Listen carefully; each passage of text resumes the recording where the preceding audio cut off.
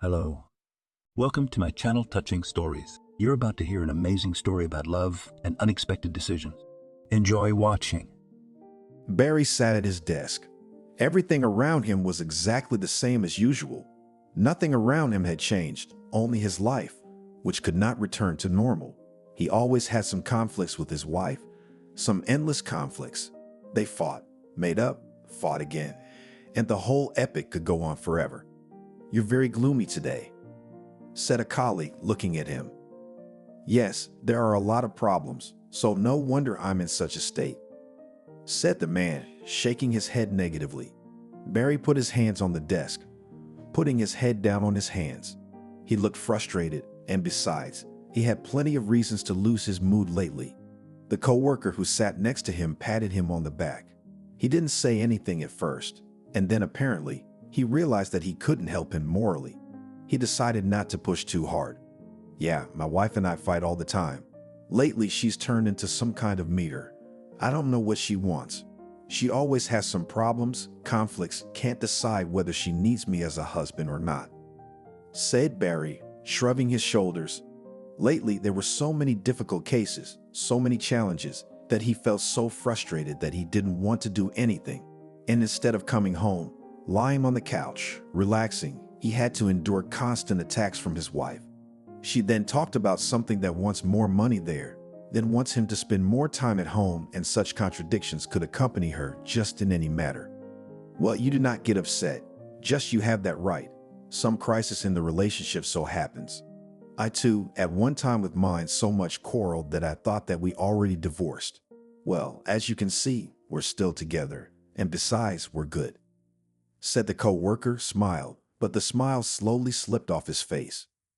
"If we were just fighting, it would be one thing, but we're fighting forever, like like we're strangers to each other," said Barry.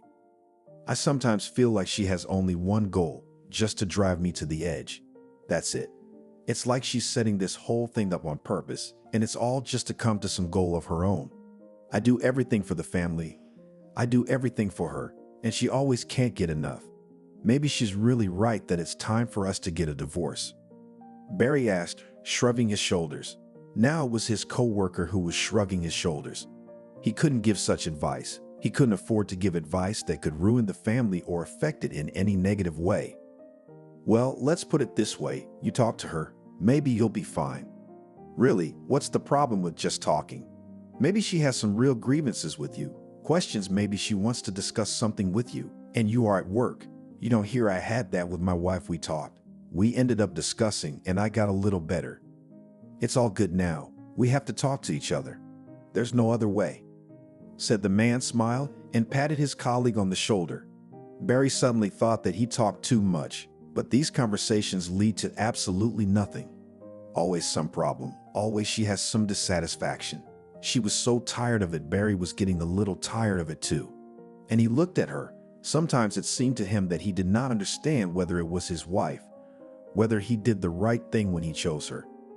"I guess we do need to talk, but about whether we should get a divorce. But she doesn't want to talk about it. She wants me to figure it out right away. It's like I'm a magician. I don't know what she wants. Every day there's a new complaint. You think I'm married for the first day, and all I see is that she needs to break up with me as soon as possible. She's either got a lover or plans. She doesn't want to be with me. Here's a cross for you," said Barry, leaning back in his desk chair. "Even if you get divorced, will it really hit you that hard?" asked his colleague, and his question was inappropriate. In fact, Barry thought that the divorce would not hit him so hard, and in general, most likely, everything would be fine. Yes, he would be a little upset at first. There would be problems, but then gradually things would get better. Barry was smiling, looking as if he could make mountains out of everything. It was a different look from a couple minutes ago, and it was noticeable that he was having a hard time with this whole conversation. Barry sat at his desk, his co-worker sitting across from him. Periodically, they talked or laughed, and the chuckles seemed to become endless. Barry was a little distracted, and it helped him come to his senses. But look, what's to come is what's to go. You realize that if she wants a divorce, there's nothing you can do about it. You can't force a favor, as they say," said the colleague, shrugging his shoulders. "That's understandable. said Barry, waving it off, pretending to understand. It's just that I'm very tired. I want to come home and feel rested. You know how much work we have to do these days. I'm always in some sort of endless state of nervousness. All I do is clean up other people's messes. I came in yesterday, I said, let's have a little quiet time. And you know what she did, word for word. She made a scene. You see, she's not satisfied with my work. Barry snorted. I mean, I've worked hard for years. I've worked hard, and she's just not satisfied. I've been working towards my dream job for years. She just said she's not satisfied. If it's not hers, it's not hers. Barry was so indignant he didn't realize he'd overreached himself. He exhaled noisily and leaned back in his desk chair again. Joe, who was sitting across from him, had just smiled visibly. Now only his smile was a guilty one. He wouldn't have been able to tolerate such a thing himself. Yes, he and his wife had misunderstandings, but not like this at all. If his wife was throwing tantrums at home to get him to change the job he loved so much, she would very quickly stop being his wife. Okay, let's get to work, said the co-worker, smiling. Barry was in agreement.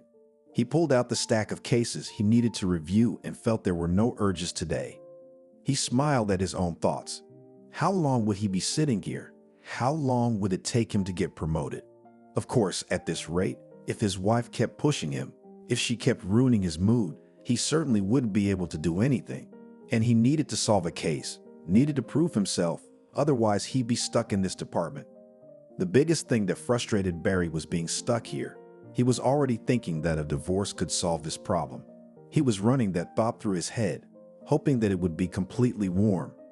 As the saying goes, ready he would be able to make up his mind and be able to do whatever it took to not worry anymore. But once he remembered the first days they had, he couldn't give up on her anymore. He remembered how gentle, attentive, caring she had been. What had happened so much in attitude that she had turned into such a monster where he took a wrong turn? So today he approached the house, but he didn't feel like going in. He knew that as soon as he entered the apartment, again there would be endless problems. Again she would tell him how displeased she was. He walked up the stairs, entered the apartment, looked at his wife. She smiled at him. Casey looked like she was quite calm. She was chubby, pretty, very interesting. She had some kind of zest in her looks. She caught the eye. Barry remembered looking at her and instantly falling in love. He couldn't tear his gaze away. She was so beautiful, so wonderful. In fact, it was still like that. Maybe he had grown cold to her, why he had not considered the problem from this side. Maybe it was his fault that because of his work he could not in time trace where their love ended. And so, as he found himself back in the kitchen, showering, tidying himself up, he pondered over which one of them was more to blame for the relationship absolutely evaporating. He immediately thought back to his ex. Maybe he should have stayed in that relationship. Maybe he should have slowed down a little bit, not to push Annabelle then. Hey, how's work going? She asked. She wanted to show interest, but it was obvious she wasn't interested at all. It's fine, just a lot of work. We've been under a lot of pressure lately, but I think it's for the best. Maybe we can really get a promotion. When he brought up the promotion again, she rolled her eyes. She didn't like it when he started talking like he was going to be in this job forever. She turned to him, crossing her arms over her chest. You think you really need a promotion in this job? That more killers, more thieves, but less time with your family is what you're dreaming of. Now it was Barry's turn to roll his eyes. He didn't like it when she started proving him wrong in his reasoning. She just wanted to prove to him that he should listen to her own reasoning, as if her opinion was the only one that made sense. By the way, she herself didn't work at all. Then why all this talk? And what do you want me to quit? To go handyman? He asked, trying to keep himself in control. And what do we have? Dispersal only from police officer to handyman. What? Business cannot open their own? Casey asked, crossing her arms over her chest. I think you have some kind of disease. What do you call a disease when a person sees only business in front of him and everything else as if it doesn't exist? I think it's called mercantilism, isn't it? I've worked my whole life to make myself comfortable. I've worked so hard to get to this position, and you're telling me I have to quit my job just to please you? Barry asked. He suddenly stretched, sniffing. I think it smacks of selfishness. Casey threw the rag down in anger. She couldn't stand it when he sneered like that. He looked at her, but didn't say anything. He looked annoyed. That meant only one thing, that she was going to reprimand him again. Well, I just want a normal, strong family, and I'm immediately selfish, so I want to go to the seaside at least once a year. Am I selfish? You are selfish that you deprive us of all this just to sit at your job and sit in your office, she said rather harshly. He felt that at times like this he was much more angry with her than before. The girl was silent, but Barry knew it was a temporary silence. Now she would think for a while, and then she would utter another pearl that he had heard a dozen times before. You never listened to me, by the way. Lucy's husband opened his own business and now they have money to spare. Why can't I have a nice life? Why should I sit and wait for life to get better while others live to the fullest? She was indignant. Again, comparisons began again. I couldn't stand that she started to put someone as an example again. Well, so maybe you can find another husband such as your Lucy. You will then sit together, discuss what your husbands are wonderful, opens its own business, beauty. He asked his wife unhappily, and she grimaced even more at his words. He didn't understand what she was missing. She didn't work. She was only occupied with herself. She had everything she asked for, and she wasn't satisfied with everything again. He was starting to get angry, and it seemed like he was doing everything for her, and she was just starting to screw him over even more. Casey had gone into the other room. He knew she was about to definitely pick up the phone, start calling her friend, and again they would have a conversation that consisted solely of discussing him as a terrible husband. But contrary to his notions, Casey came back into the kitchen, sat down across from him and defiantly took a deep breath in and then an exhale, as if she was overwhelmed with emotion she was trying to contain. "Do you want us to divorce you?" he asked, and she was taken aback. Apparently, she hadn't expected him to bring it up at all. She stared at him silently, her mouth slightly open in surprise, but she couldn't shake off her stupor. Barry realized he'd just caught her off guard. Maybe she wanted to use the divorce to threaten him, to use that damn manipulation again. Or maybe she wanted to pull it off on purpose to make him feel guilty. But he went all in. He brought up the divorce first. "What makes you think I need a divorce?" she asked, but it was clear from her voice that it was not what she wanted to talk about. "But you're acting like the last person in the world. You know how much I work, and yet you throw tantrums at me at home. You know how hard I worked to get this job. You knew it was my dream job, and every day you tyrannize me into quitting. Aren't you doing this so I'm the first one to talk about divorce? You're taking the burden of responsibility off of yourself, and then you're going to tell me how bad I am, and that's the end of it." When the key turned in the lock, he knew right away it was Casey's mother coming in. He hated it when she showed up unannounced, hated it when she always showed up and started acting like she was in her own house. But Casey had given her the keys herself, apparently wanting her mom to be there for her. Their conversation stopped temporarily. You could see by the look on Casey's face that she was relieved about it. Apparently, she wanted to put it off until she could come up with some new excuse, or until she decided to talk to him herself about the divorce or the fact that she wanted a completely different life. When the older woman entered the apartment, her face was disgruntled. She looked at her daughter, clucked her tongue, and said that she was always unhappy with everything here, and that she obviously didn't want to talk about it right now. "You have a heavy energy here.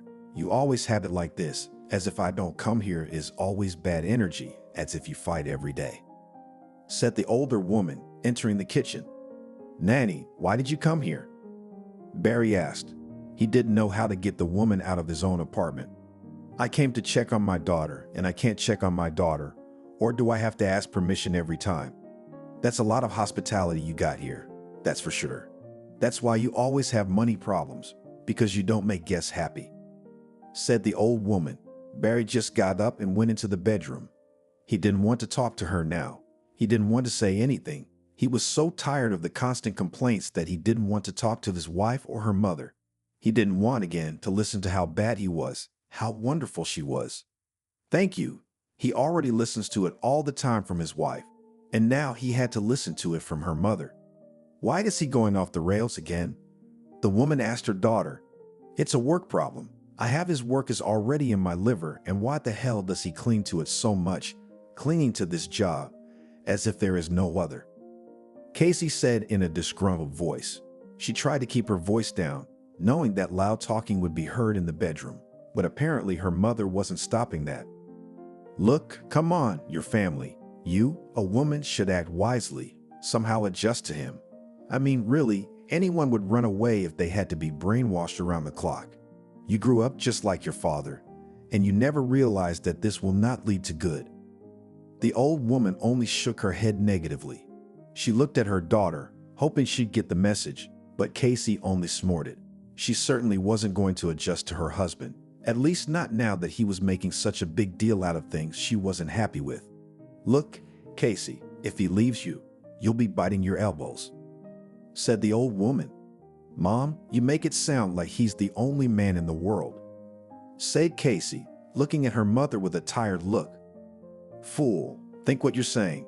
He works, he doesn't drink, he doesn't go out with friends, he doesn't go out with women, he's a good man. Why are you turning your nose up? Asked the old woman. You can't find such a man nowadays. Some men work, others drink, and the third one does just as well. Casey looked at her mother, but there was more judgment than understanding in her gaze. Casey certainly didn't think so. She had her own way of looking at things, and she scoffed at her mother's desire for her to be involved in family reconciliations as much as possible. Casey, for her part, felt that her husband should be the first to go to the reconciliation. She, like a girl, should sit and wait for him to take the initiative. Look, Katia, it'll be too late. You won't be able to do anything. He's a good man. He'll be ripped off. You shouldn't treat him like that. Well, he works at this job. What now? If you don't have enough money, try to get a job yourself first, her mother said in a disgruntled voice. She knew very well that her daughter didn't want to work. You've got a good job. Your man provides for you from head to toe, doesn't drive you to work, and you turn your nose up at the fact that you're not satisfied with his work. Casey sat down across from her mother and took her hands. She looked her mother in the eye. Mom, you don't understand. You're at that age. But I don't know how you don't understand. I want a different life. I'm tired. I'm always at home and I can't afford anything. My girlfriends live a different life. I go to the mall and buy whatever I want. I went to the salon, changed my hairstyle, and grew my hair. I went to the salon and bought myself a new cell phone or an expensive necklace, said the girl, rolling her eyes. I also want to afford everything. Look at me. I'm young, beautiful. I can have it all. And instead, I'm just sitting around, waiting for things to get better, for him to decide I'm worthy of this new life, you see, said Casey. The mother looked at her daughter with undisguised doubt, as if she was trying to figure out if her daughter meant what she said, or if she was just pretending once again that she was the princess and the rest of us should indulge her whims. Family's supposed to be about family, not money. But since you're so smart, go ahead and sit on some man who'll provide for you. And what do you think you'll be happy in this golden cage? No, my dear, life is very complicated. You need to choose a man with whom you can walk through life by the hand, with whom you are not afraid, who will always be near, who will not deceive and will not betray. You have such a wonderful husband. I would sell my soul for such a man, but you do nothing but complain, said the mother. Banging her fist on the table, she suddenly took out her keys and put them on the table. The woman got up and walked towards the exit. The daughter watched her mother's actions carefully, but she wasn't going to stop her. If she wanted to leave, let her leave, and when the woman left, there was total silence in the apartment. Casey took a full breath. Finally, her mother was gone. The next day when Barry arrived at work, he was in such a broken mood that words were hard to convey. He was upset not only after his conversation with his wife, but after everything he had heard. He hadn't closed the door. The bedroom had heard perfectly well the conversation between Casey and Nanny. He was glad that older woman had finally left the keys to the apartment, but he could see that there was little to stop his wife anymore. Apparently, Casey was going to look for a suitable suitor who would be worthy of her understanding, who could give her everything, provide for her from head to toe, and make no demands in return. Barry on call, said the tall woman, pointing toward the car. Sydney, what a call. I don't go on calls anymore, said Barry, and a strange smile appeared on his face. On the one hand, he realized that he was contradicting his superiors, but on the other hand, He felt a kind of pleasure that he was no longer in that position when he had to be on call around the clock. "Did I make you an offer? Let's make it quick." A neighbor complains that her stepfather is beating a little girl and she's screaming like she's being murdered. "We don't have people here, and it looks like the girl doesn't have time to wait.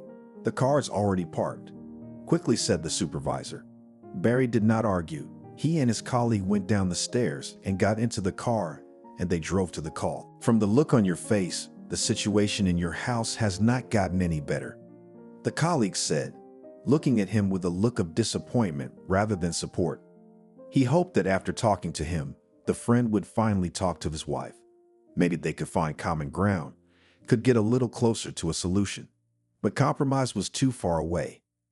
"Yesterday, my mother-in-law came to visit. She kept saying that she was coming here because the energy here was bad, and my fool declared that she wanted a secure life. You see, she's not satisfied with my job. She doesn't work at all.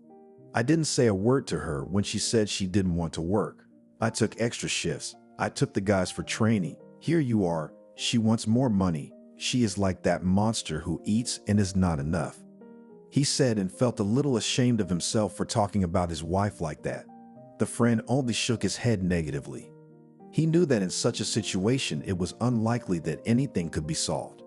It was already clear that it was unlikely that they would be able to change this situation they had in the slightest. And besides, it was unlikely that his wife would be willing to reconcile. Usually, if a woman began to press exclusively in the direction of money, then nothing could not be changed. You have to separate, break up, look for new people with whom you could build a relationship. Always gives me an example of the husbands of her friends. Well, if they are so wonderful, let her introduce a man, let him provide her from head to toe as she wants. Then why is she clinging to me? What am I? A win-win while she's looking for someone better. Barry was indignant, not understanding how he could tolerate such an attitude. "Barry, I'm always in favor of family. I'm always in favor of people making up, finding some words to make up with each other. But I think you're in a hell of a situation here. You can't prove anything to her," said the friend, and shrugging his shoulders. "I don't think I can prove anything to her. I have to accept that she wants a divorce, so the hell with it, then we'll divorce. I even specifically told her yesterday that if she wants a divorce, we will divorce her. She looked at me like an idiot, as if I'd suggested some supernatural thing. Then her mother came in and we never got to talk," he said when they were already approaching the nearest village. The driver turned right, and they were just approaching the very house where the conflict had taken place. Only the man's screaming was heard. A woman stood nearby and peered into the house, seeing nothing. Barry checked to see if a weapon was nearby, got out of the car, and entered the house first. Arriving at the call, the policeman saved the little girl from her violent stepfather. But when he looked up and saw a picture of the girl's mom holding her in her arms, he was stunned. "What the hell?" said Barry, then swore pretty hard. He started swearing. Tears came to his eyes, and he was so overexcited he was almost crying. Everyone around him looked at him with a confusion of what was going on, and only he himself knew who the girl was and who the woman in the picture was. It was Annabelle, his ex. It was as if it hadn't been years since they had broken up. Everything spun around. Everyone became all about their own business. The girl, who was immediately in the car, the stepfather, was twisted rather abruptly. He looked like a man who didn't realize what was going on around him at all, shouting, waving his arms, saying that she had gotten what she deserved, as if it made any difference at all, especially when it came to corporal punishment for a small child who couldn't stand up to him and couldn't do anything in response. Barry hated it when he saw people who suddenly thought that if someone was physically weaker, then it was okay to bully them, to physically punish them just because the person couldn't fight back. And when it came to a child, things got even worse, and patience simply disappeared. "Here," said Joe with unconcealed anger, watching the girl's stepfather. "Nothing. We'll sit in the monkey house for a while, then we'll talk. I can't stand such people who think they can do anything. Nothing. We'll take off the beatings, put the girl in some orphanage, and no more beatings." He was clearly determined. He looked at his partner, but he could not see anything, as if he was looking at an empty place. "Well, we got to get to the station. or we'll be stuck here until all the villagers get here," said. Joe went off in the car. Barry followed him. There was complete silence as they drove to the station. By the time they had dealt with the girl's stepfather, a car had managed to pull up, so they put the girl in one car and their perpetrator in another. The girl sat quietly in a special seat, looking at her hands, tears streaming down her cheeks. Almost arrived at the station, as the girl was immediately taken away by a psychologist. They waited for the social worker so they could talk about taking a statement later. Joe wanted to ask his partner what had happened that had knocked him out, but he didn't dare to ask such a question. However, his curiosity was so intense that it was literally already written all over his face. Barry did not want to say anything. He was completely immersed in his own thoughts and so upset that he could not utter a word. The boss was running from office to office, discussing something, saying something. They were waiting for the social services to arrive, and Barry knew that as soon as the social services arrived, the girl would be taken away, and he couldn't let that happen. Barry, entering the supervisor's office, looked at her with appeal. She stared back at him as if she didn't understand what he needed right now. Of course, as a person, as a mother, she was glad the girl had escaped such a fate. But as a police officer, she knew very well that cases involving children were usually very nuanced and hard to resolve. She already looked tired, but she knew she had a lot of work ahead of her. "Barry, what do you want?" "You better wait for social services. We need to take a statement from the girl. I don't know what else there was. It's scary to imagine what she could have gone through with a freak like that. We've already established the mother's dead, so the girl's in his care. And then what will happen to her?" he asked, staring at the supervisor blankly. She put aside her pen, raised her head, looked at him in response. "What will happen to her?" "Well, she'll be sent to an orphanage. Hardly anyone will adopt her. You don't usually get adopted after a crime like that," said the woman, but what Barry said next threw her off balance.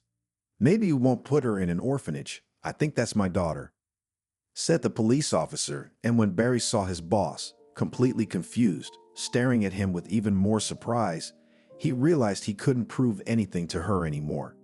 "So wait, let's go over this with you in order," she said, putting the pen away again, apparently hoping that now she would finally understand everything. She took a deep breath, exhaled, staring at him, as if that could solve anything. "You went on a call, saved a girl, jackhammered her stepfather, and now you're telling me it's your daughter." You could tell by the look on the supervisor's face that she had already stopped realizing what was going on altogether.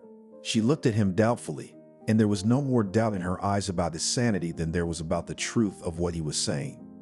"It's long to explain, but I've seen pictures of her mother, and I had a story like this, so I'm sure she's my daughter," he said more insistently.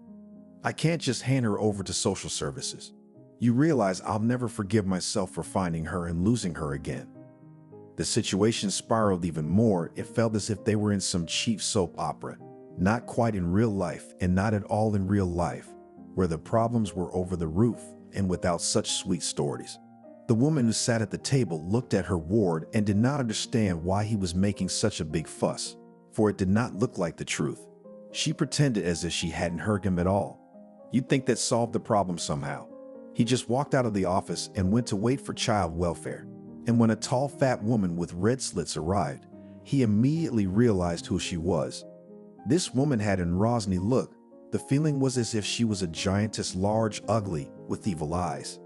And as soon as she entered the room where the girl was sitting, the little girl immediately cried. "We need to know where they're taking her," said Barry. Joe, who was standing nearby, immediately stared at him. He had no idea why his friend would want to know where the girl was being taken. "But so, I'll call and tell him more like a shelter at the hospital, at least for the time being." "Okay, we need to get her in as soon as possible so she can calm down a bit, come to her senses. I hope you didn't organize any interrogations here without a social worker, without a psychologist, because you know me. If I find out that you violated her rights, you'll be in trouble," said the woman, threatening them with her fist. But then she smiled, because she knew very well that no one here would do such a thing. Too often she was here, taking other children. "Come on, you guys, I'll write everything down. I'll let you know, I'll call you." "Why do you need to know?" "I need to take a DNA test," he said, still looking at the woman.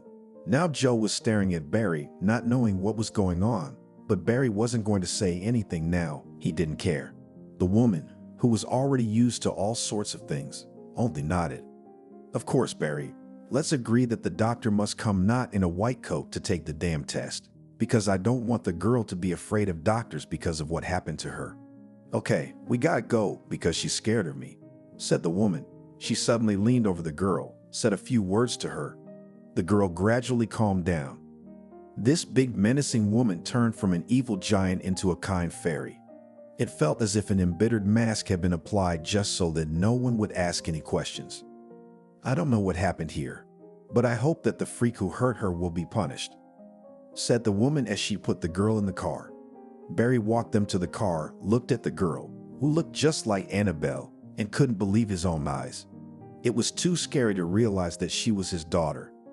Don't you think it's time to tell me what's going on?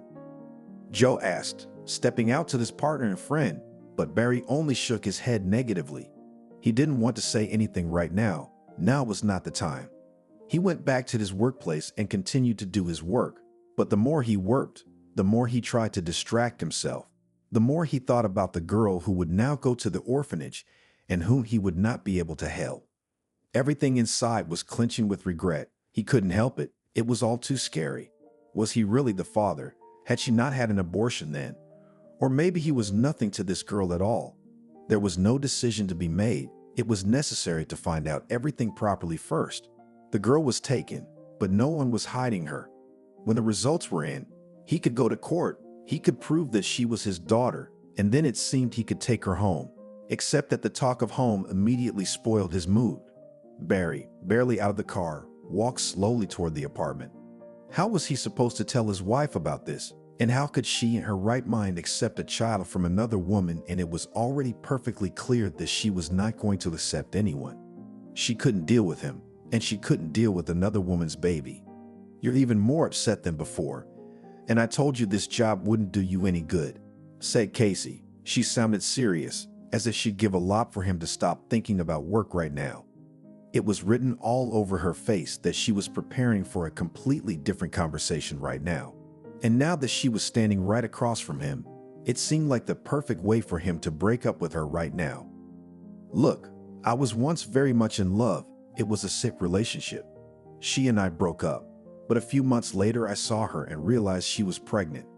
I tried to talk to her, but it was impossible, and the timing was right, more than right. I looked for her afterward, but I couldn't find her. I knew I had a kid somewhere, but unfortunately I couldn't find her. Said and blurted it all out literally in one breath. The woman looked at him and didn't understand why the hell she even had to listen to all this. Her face first became pale, and then so flushed that he was taken aback. So anyway, I was on a call today. When I got there, I rescued a little girl from a violent stepfather, but I saw a picture of Annabelle on her wall. That's definitely her. That's her baby, he said. Casey dropped the mug. The hot coffee that was inside the mug spilled out, the beautiful porcelain mug with blue monkeys cracked, and she, watching his actions, could not believe that this was her man speaking, that she was watching her husband tell her how he had a child on the side. Casey didn't know what to say to him. In a situation like this, few people in general would know how to act. Even if she was given a good 100 options, she never imagined she'd ever be in a situation like this. Wait, let me get this straight. Are you telling me that you have a baby out there somewhere? Casey asked, staring at him as if he was the only one who could answer that question. Yes, and I saw her today. She's a carbon copy of Annabelle. I'd already been told where she is, and I'll be doing a DNA test. No, wait, what the hell is a DNA test? Are you crazy? Do you realize what you're up against? You're going to have child support hanging on you, and you're going to have to pay until someone adopts her.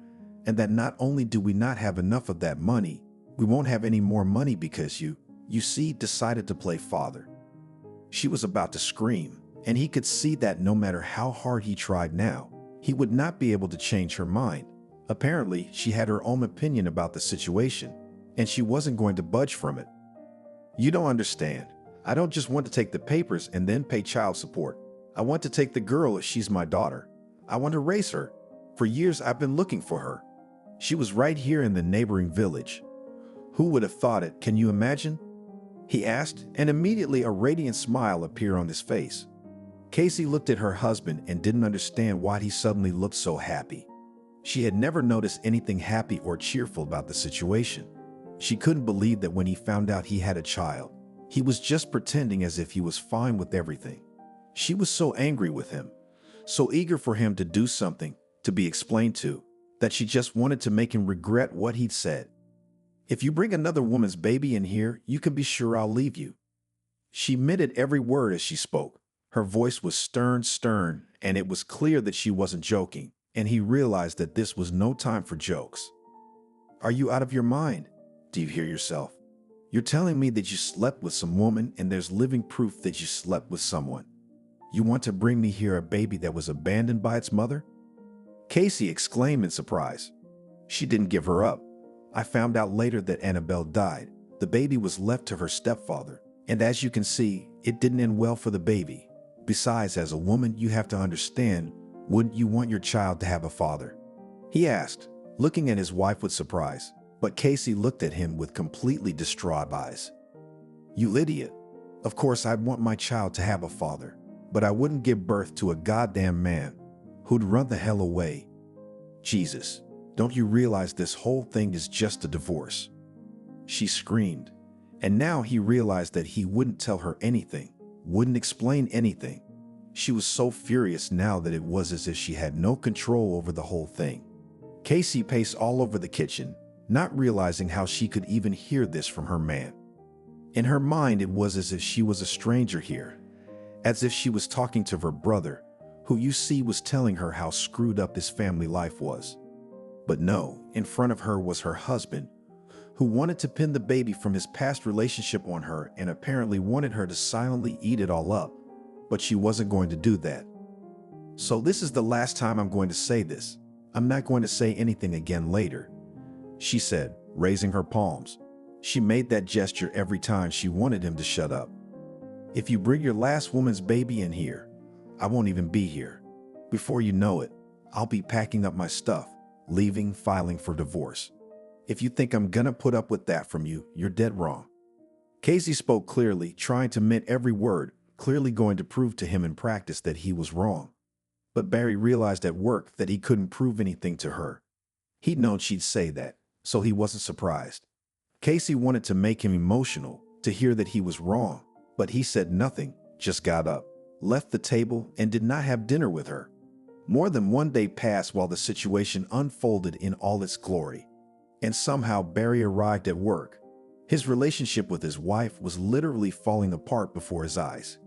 He no longer hoped that he could reconcile with her, but he looked quite disappointed. He did not understand how to prove to his wife that she was wrong, that the child should be with a real parent, with a real father, and not in an orphanage. It seemed that Casey was willing to choose the lesser of two evils. He'd rather have him pay child support than bring home a girl, but he knew she wouldn't agree to that either. When Barry arrived at work, his boss took him by the arm and dragged him into her office. It didn't escape the others that he was getting special treatment today. So right now you tell me everything, and if I realize it's all worth it, I'll help you figure it out. Until then, I don't know how to react to any of this. How the hell am I supposed to know that you decided to do a DNA test on a girl we just recently rescued? The supervisor asked. Barry didn't think at all that all this would fall on the boss's shoulders. Somehow it had all gone over his head. Now, being in the office, he realized that the situation was escalating. He thought he could do everything to bypass his work, but since the girl was involved in the case, it all came out in one continuous scandal. I could tell by the look on the boss's face that she wasn't happy. I'm asking you again, why the hell do I know the very last thing you're going to do is a DNA test? How the hell do you even know this girl has anything to do with you? Asked the supervisor, completely confused, not realizing that this situation was far more serious than it appeared at first glance. Barry took a deep breath. He would have to confess he simply had no other choice. Otherwise, he has to tell at least everything in general terms. I used to date a girl. I wanted to marry her. She was my fiancée. She accepted my proposal. But at the last minute, she just backed out. She just said she wasn't ready for marriage and decided I wasn't the person she wanted to spend the rest of her life with. Barry told me honestly, trying not to miss any particularly poignant points. You know, it's not uncommon. Just why the hell would you take a girl back to your place? And disgruntled asked the boss, who clearly couldn't stand it anymore and wanted to know what the problem was. I saw her a few months later. She had a pregnant belly, but you'd have to be an idiot not to realize it was my baby. The due date was right, but by the time I found out, it was too late. You see, she decided she didn't want to be with me, so she ran away. I knew I had a baby growing somewhere. I looked for her, but it turned out she was dead. I got to the call, rescued the girl, and I saw there were pictures of Annabelle on the wall. That's my kid, you know. Except the supervisor didn't understand him. She pulled out papers, looked through them. He knew those papers had nothing to do with him. Apparently, she was trying to distract herself for at least a couple seconds to free herself from the information he had told her here. I don't understand why you think it's your child. We've already found out that the child has an aunt. She's on her way to us. She'll be here soon. What makes you think it's yours? Jesus, Barry, you're the reason we're in so much trouble here, and I'm talking to you like you're a kid. He looked at her and knew why she was angry. Probably if he were in her shoes, he'd be angry too. Their department had had enough problems lately, and now he'd added more. They had once been equal colleagues, but she had solved a pretty high-profile case and had gotten a promotion. When she got the promotion, she got tougher every day, more and more serious. All right, get out of here. Wait for this woman to get here. Oh God, I forgot her name. Sydney. Oh, her namesake it was.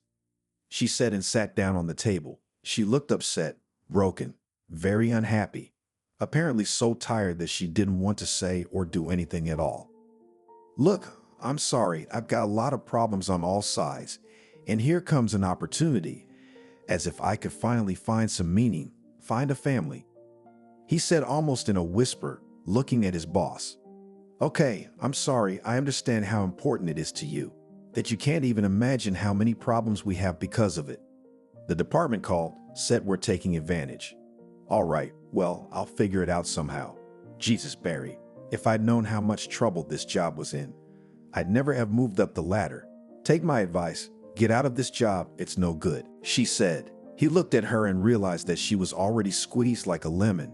She had tears in her eyes, and it was immediately obvious that she was struggling to overcome all these endless problems. If it turns out she's your daughter, you'll have to pay child support. If you want to take her, you'll have to go through the courts, and trust me, it's unlikely any court will give the child to you. With a job like that, no one's gonna give you the baby. You're literally tied to the workplace. One step to the left, one step to the right, you're a runaway. She said. He knew what she was talking about, but he tried not to think about it. Have you talked to your wife about it? She asked, looking at him carefully, apparently trying to figure out whether he would lie to her or not. But he wasn't going to lie to her, especially since they were back on a first-name basis, as they had been a long time ago. It was as if there was no longer this social gulf between them. She doesn't want anything, says she'll divorce me if I bring home another woman's baby. He said, shaking his head negatively.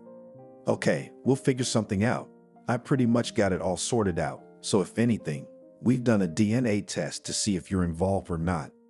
You understand me? I'm hoping there won't be any more questions, so basically, you can relax a little bit. But I strongly advise you to look at other jobs. I don't understand why the hell I had to go with this promotion. She asked and then looked at her former partner. Look, Barry, my advice to you is, if you find out this girl is your own, don't take her right away. You don't know what she's been through, and you don't know what her disabilities are. Just observe her. Just take note that you might have a daughter. Go see her, visit her, give her gifts, socialize, but don't go to extremes. He heard her, but he wasn't going to take her advice. Whatever the little girl's problems, he had to try to connect with her, had to at least try to be a real father to her, a decent, involved one. As he left the office, Joe also approached him. He wanted to know what was going on, and since Barry had told his boss everything, he had told his partner, but he had added a lot more details. And when Joe heard all this, he was shocked. He could not believe that all this could be happening right here, right now, in front of his eyes. especially since it seemed to him that they had no secrets from each other. But it turned out they did. I never thought that you have a child somewhere, and at that we will see her purely by chance. Oh, by the way, Sydney's here, Annabelle's sister. Maybe you could talk to her. Joe asked. Except Barry didn't know if it was the right decision to talk to Sydney right now. They'd never had a normal relationship.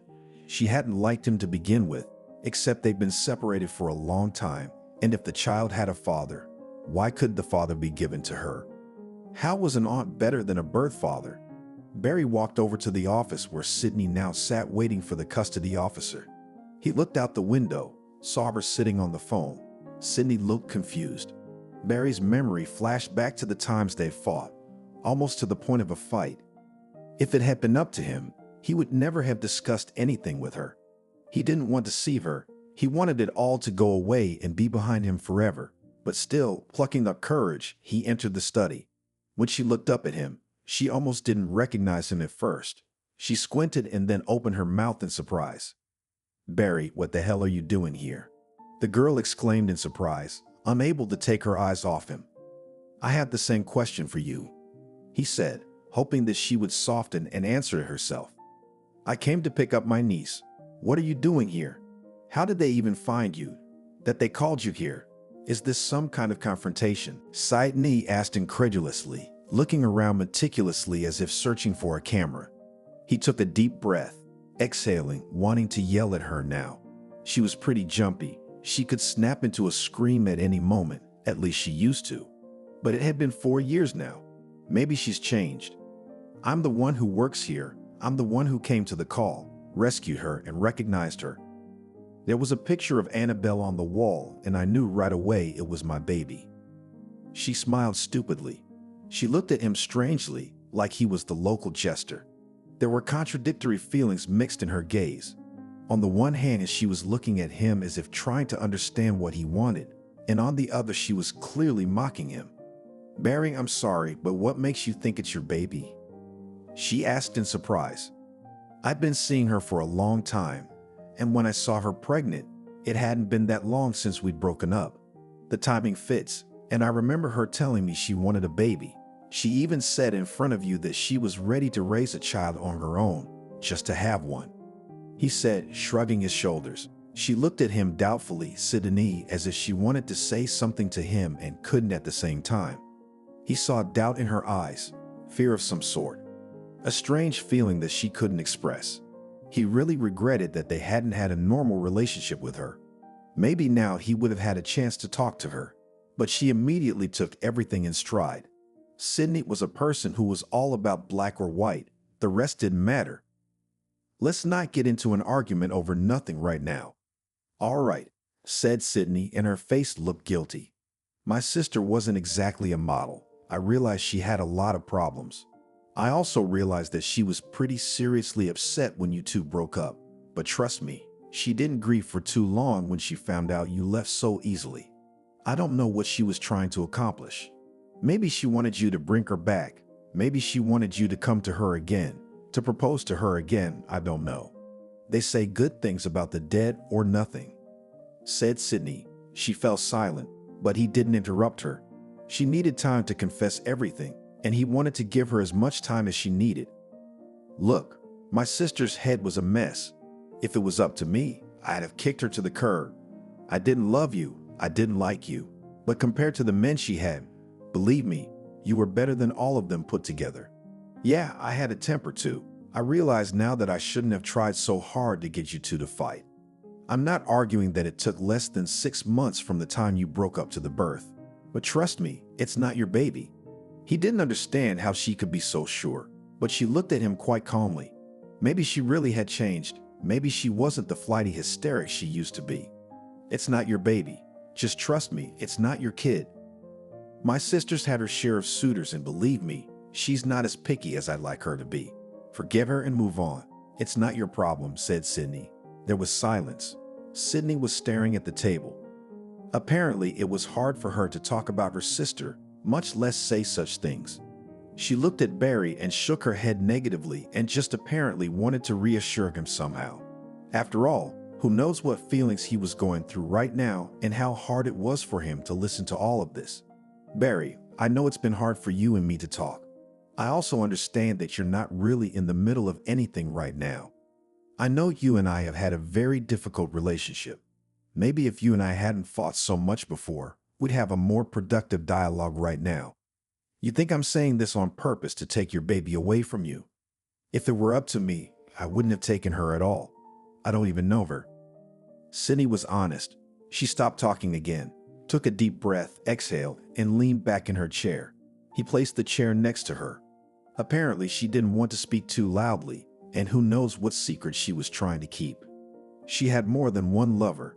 While you were together, she would come to me, telling me how she found more and more fools who, you see, promised her golden mountains.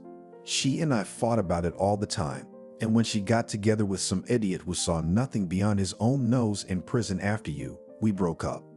I knew how hard her life was. I knew how bad it was for her, but she never once asked me for help, and I never offered to help her. And you blame yourself for that? He asked, looking closely into her eyes. Now he was trying to figure out whether she was lying to him or not. Honestly, she was old enough to make her own decisions.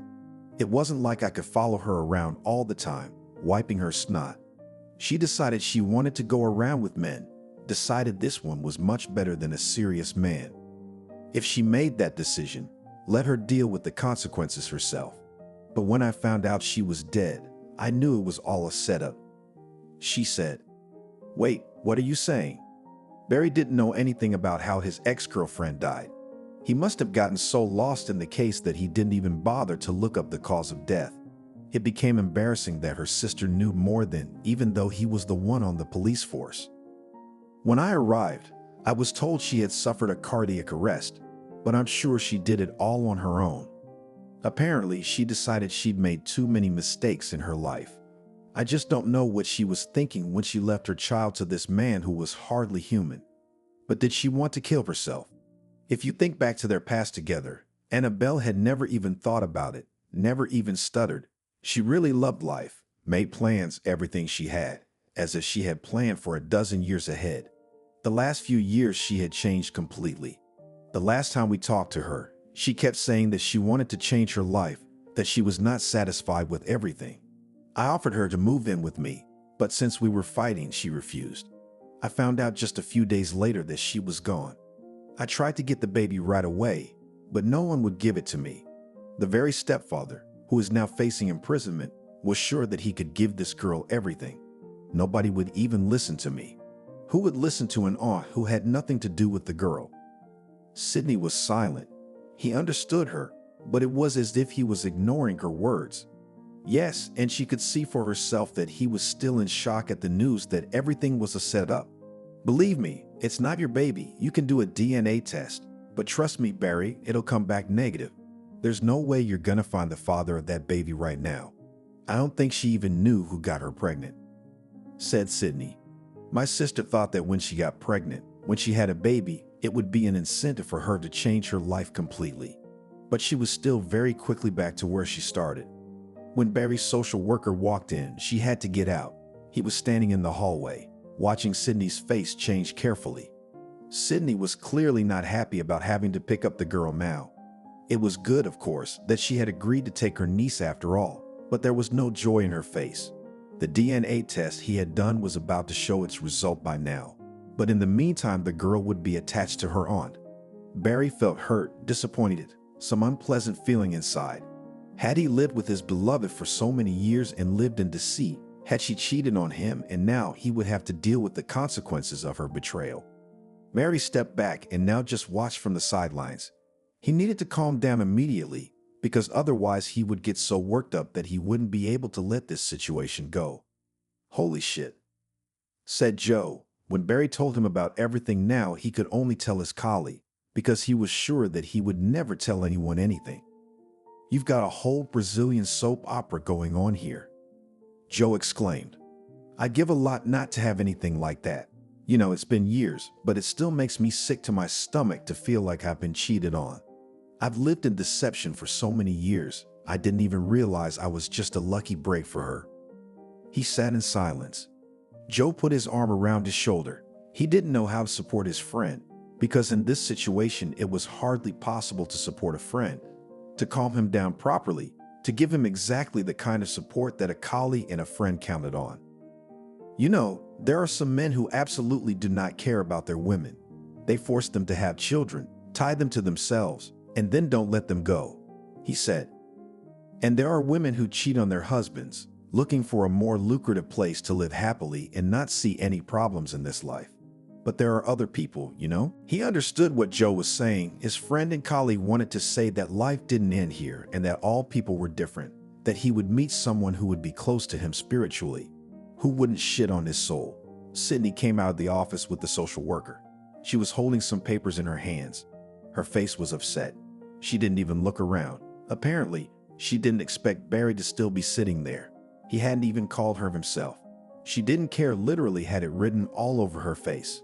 Sydney exchanged a few words with some other staff member and followed the social worker.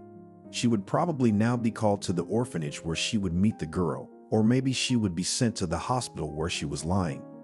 No one had given Barry the details. Now he didn't pass as someone who had anything to do with the case. Talking to Sydney had knocked him out of it a little. It was as if Barry couldn't hear what was going on around him. It was as if he was in prostration. Thoughts were blending together into some one unceasing stream. His head was fully loaded. Sometimes it seemed to him that several 24 hours had passed since the conversation.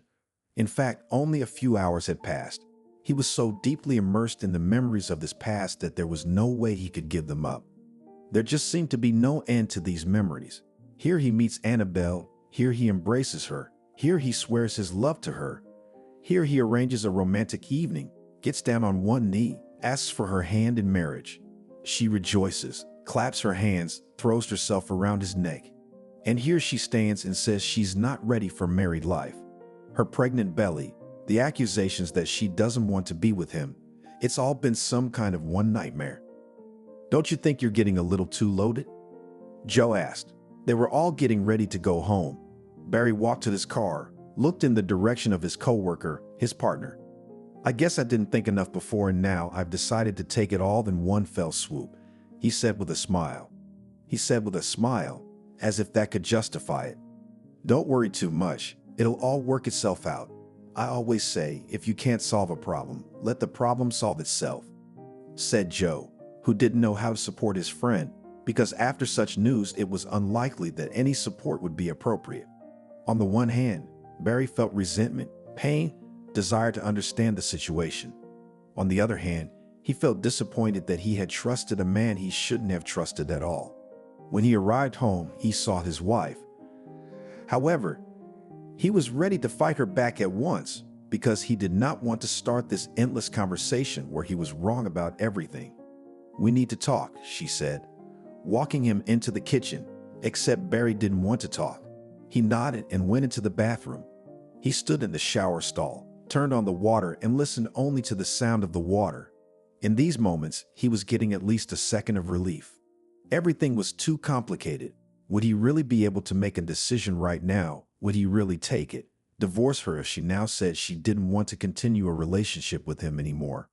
On the other hand, he did want to take his daughter home after all, and his wife clearly didn't want to let anyone else into his life.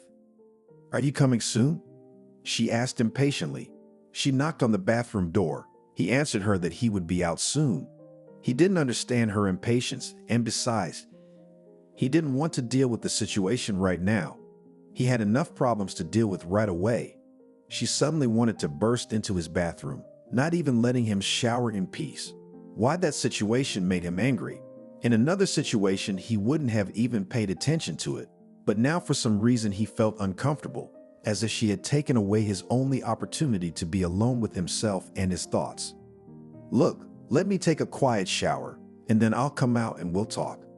Okay, I had a really hard day. Give me a chance to just exhale, he said grudgingly. He heard her immediately step aside. It was clear that she was offended by him, but he didn't care. If she wants to be offended, let her be offended. He was tired of indulging her whims. It was hard to bear the constant arguments every time. Don't you think your work is ruining our relationship? She asked through the door, And that was too much. Barry turned off the water. He stepped out, slowly wiped himself with a towel, changed into his homemade sweatpants and an oversized t-shirt. Under that tank top, even his broad shoulders seemed less imposing. When he came out, she took a few steps back. She looked very serious, but her lower lip quivered. Her lip always quivered when she pretended as if it wasn't a big deal while she barely had the patience not to yell at him in nothing. "I'm shocked at you, of course. Could you wait? I was working like a damn man today, and today in general, I lived half my life at work, and you, instead of holding your tongue, just to wait, interrogated me under the bathroom door. And if I'd been in the bathroom, you'd have come to interrogate me too." Casey abruptly turned in one place and went into the kitchen, making it clear that she was going to talk to him, but she wasn't happy with the conditions there. Barry rolled his eyes and thought that maybe divorce wasn't the worst option, especially since she was slowly losing it and it was getting harder and harder to communicate with her every time. "Look, we need to talk to you once and for all. I don't want to replay this situation every time and expect that you and I can still have a future together," she said. "Go ahead, tell me how you don't like me. I'm screwing up your life, right? You want to live beautifully with some man for the sake of money, and I, such a lousy guy, do not give you. Yes," he said, making his voice as childish as possible. "Stop clowning around." He waved her away because he knew she was going to start yelling. He didn't want to listen to hysterics and yelling again, but apparently he had no other option at all. "You don't understand. If you don't love your woman, someone else will. I should have told you we were splitting up, but you don't listen to anyone but yourself, and you can't do that. You think I'm going to wait forever while you work your damn job and wait for a promotion?" She screamed, and he realized that things were only going to get worse from here. "You don't have to wait. You can turn around right now. Go your man. You said all your girlfriends have husbands who are so wonderful, providing for them from head to toe, working up a sweat so your girlfriend can buy a new cell phone. Really? Well, then go find yourself a man like that or beat your friend off. Judging by your new values, it doesn't make any difference to you. Okay, I'm tired. I don't want to talk about anything right now. I'm tired of you, of this situation, and in general, all this is stressing me out," said the man. She stared at him as if he had cursed her. Apparently, she thought that after this conversation he would come to his senses and do what was good for her. But after that conversation, she realized only one thing, that he no longer valued their relationship. "What have you decided about the baby?" she asked, hoping that at least here she would not be disappointed, but he already knew that the answer would not satisfy her. "I've already done the DNA test. If it proves that she is my daughter, I'll take her home and that's it," he said, adopting a tone that did not tolerate objections. She was still staring at him, but it was obvious that she was barely holding back from throwing a tantrum out of nowhere, because she didn't understand at all at what point he had decided he had the right to ignore her own requests completely. "So between me and some girl you just recognized, you're going to pick the girl? Do you really think being a single dad is better than being married to me?" I asked, surprised. Barry rolled his eyes. What kind of words did he have to explain to her for her to finally understand? Of course, Barry was no fool. He understood perfectly well what she was not happy with. She wants to hear that he'll do anything for her. He'll buy her everything, that he'll provide everything. She'll just enjoy life. Oh well, and brag to her girlfriends. "Of course, you don't care about me at all. You treat me as if I were a stranger to you," she said in a hurt voice. "And you make me quit the job I love. You make me give up my own daughter. You give me a headache every day. You threaten me every day that you will leave if I do not act exclusively according to your rules. And after all that, you're telling me I don't love you. I treat you like you're a stranger," he asked. The argument was strong, and she could not counter it. It was immediately clear that she was confused, and that confusion made her uncomfortable. She went off to pack her things. She must have hoped that he would come back, that he would make her stop. But since he didn't follow her, she went into the kitchen herself. This was really starting to feel like an endless soap opera. "Okay, I need to think. I'll stay a couple more days.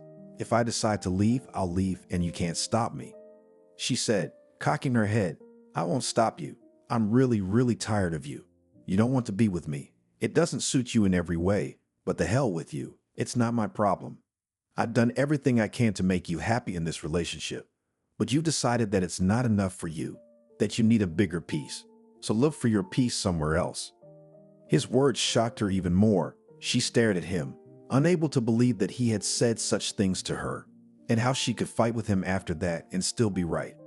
She retreated to the bathroom, sobbing as loud as she could. And here was another manipulation that didn't end in anything. Here came the calls to her friend, her mother. Everything was the same. A few days later, Barry arrived at the station and never saw his wife during that time. She went to her mother, decided to think away from him, apparently decided that while she was at a distance, it would be easier to make a decision. Barry felt the most genuine peace for the first time in a long time, while his wife had been away so long. But now he was called to the office to hear the results.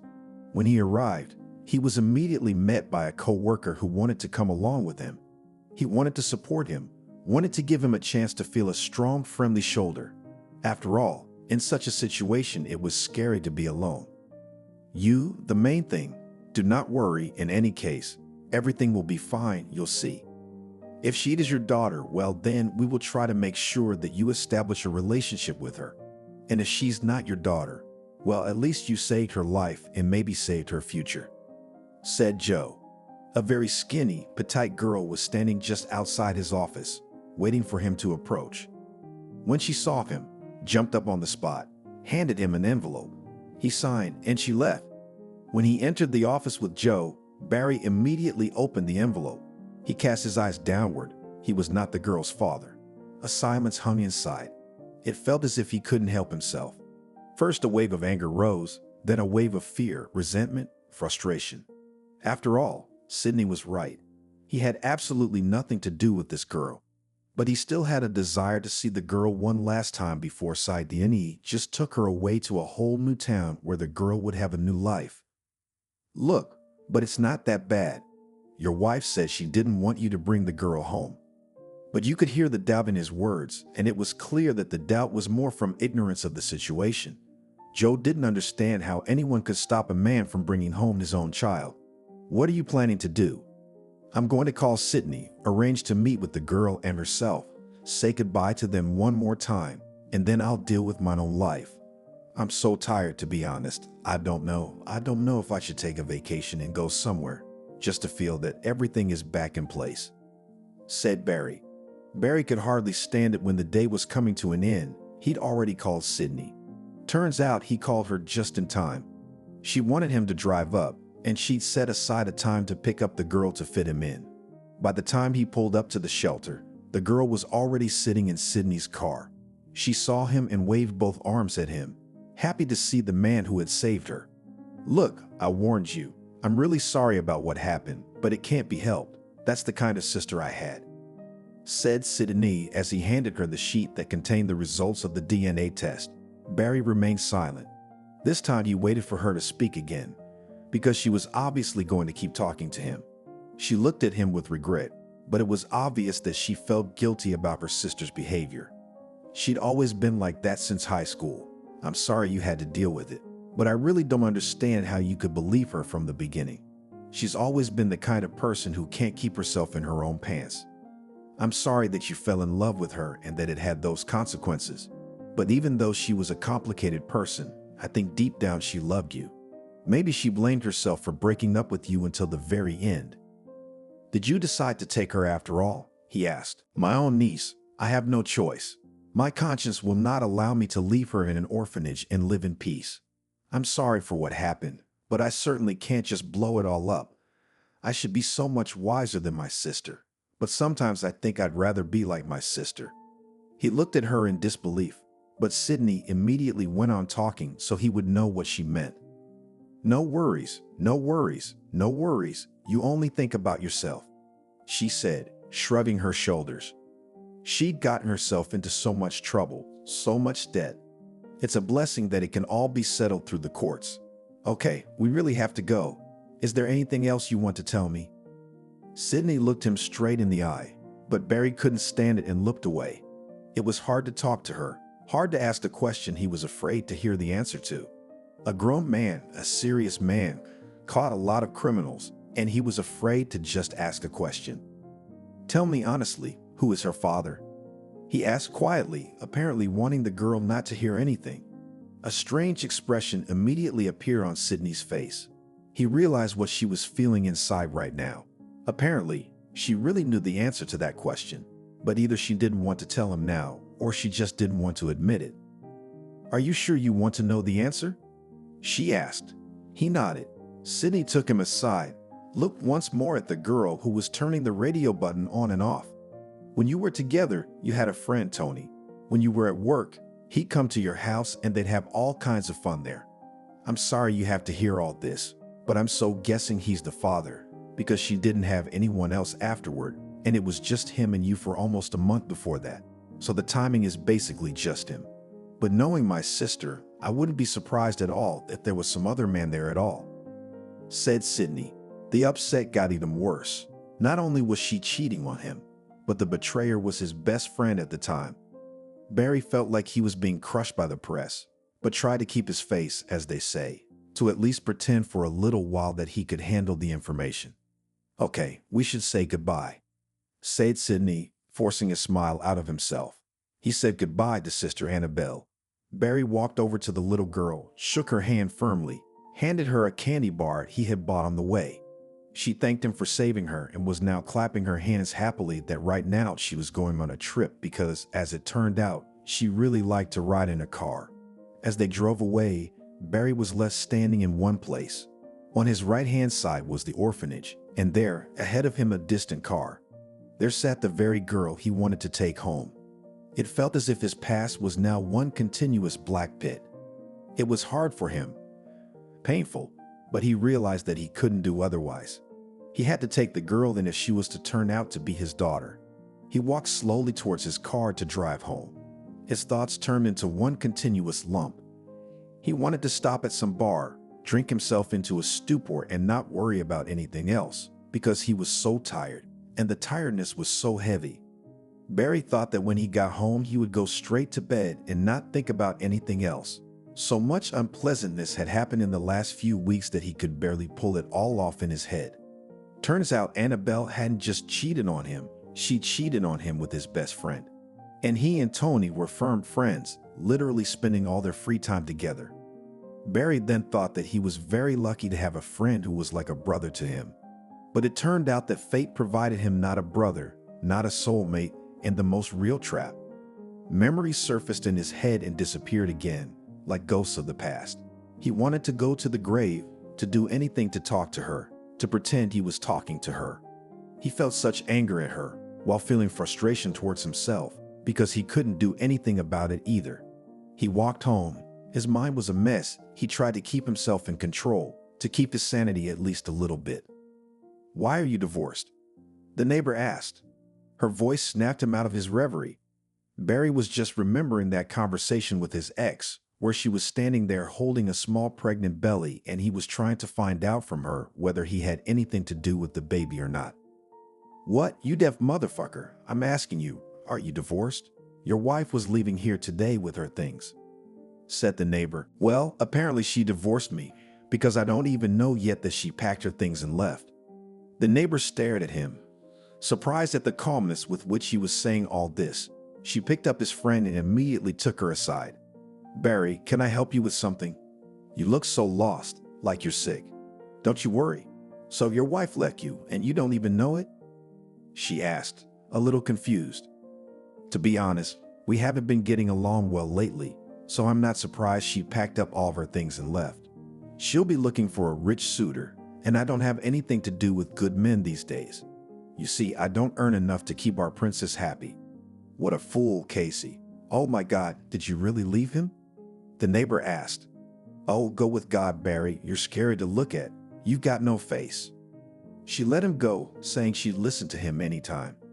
She followed him with a glance until the man's large silhouette disappeared into the entryway. Apparently, she realized how hard it was for him and didn't want to rub his already open wounds. When he entered the house, the place was empty. The emptiness was unnatural.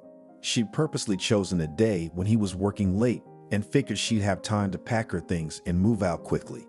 Who knows if she went to her mother or decided to find some man on the side. So much for marriage for life. said the man aloud as he looked around the apartment. She hadn't just packed up her stuff. She had made a pretty serious mess.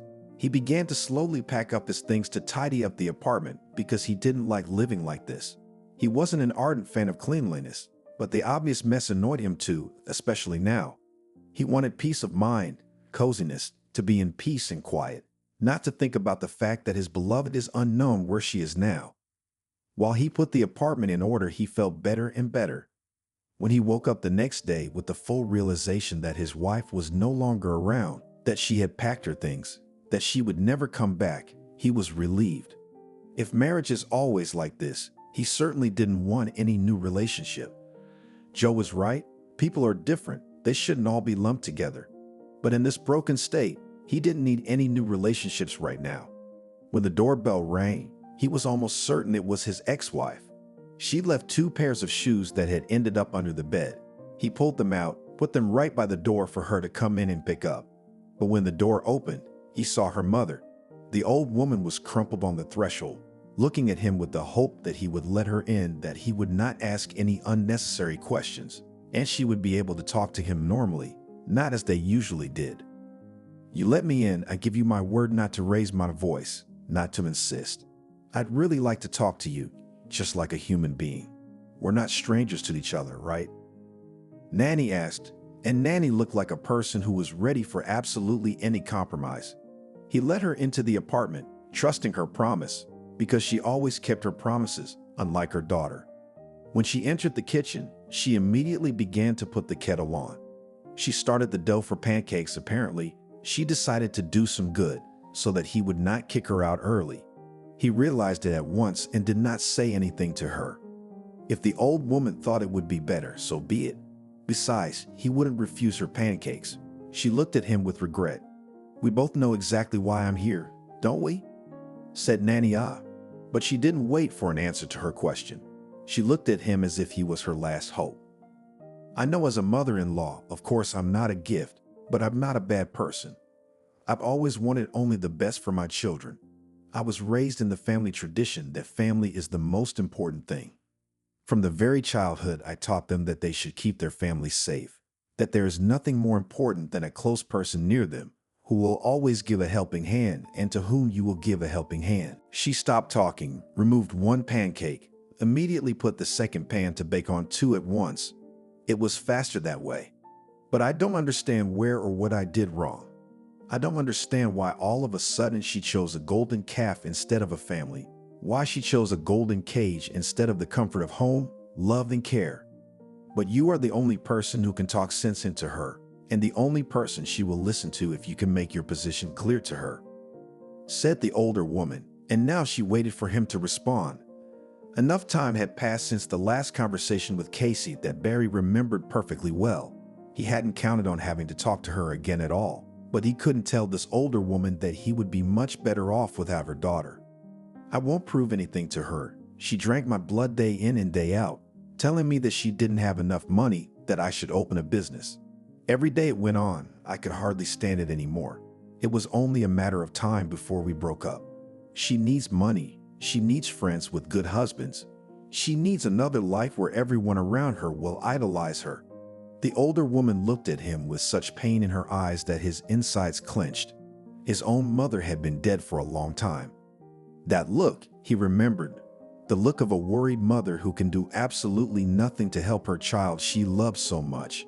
Here was Nanny who loved Casey, her daughter, her golden girl, so very much, but there was nothing she could do to help her. She watched Casey at full speed trying to drive off the good road, all just to try her luck at a richer life. "Don't get me wrong, I'm just a working man. Yes, the position is good, yes, the pay is good, but she can't get enough. You see, she needs me to bring home almost $1 million, to buy everything for her at the snap of her fingers. I can't give her that kind of life, and I can't listen to her every day that I'm bad. I realize you raised her differently, but as people get older, they raise themselves. She wants a different life. Let her realize in this other life as she pleases," he said, raising his palms as if to show that he did not intend to do anything and that she had come here for nothing.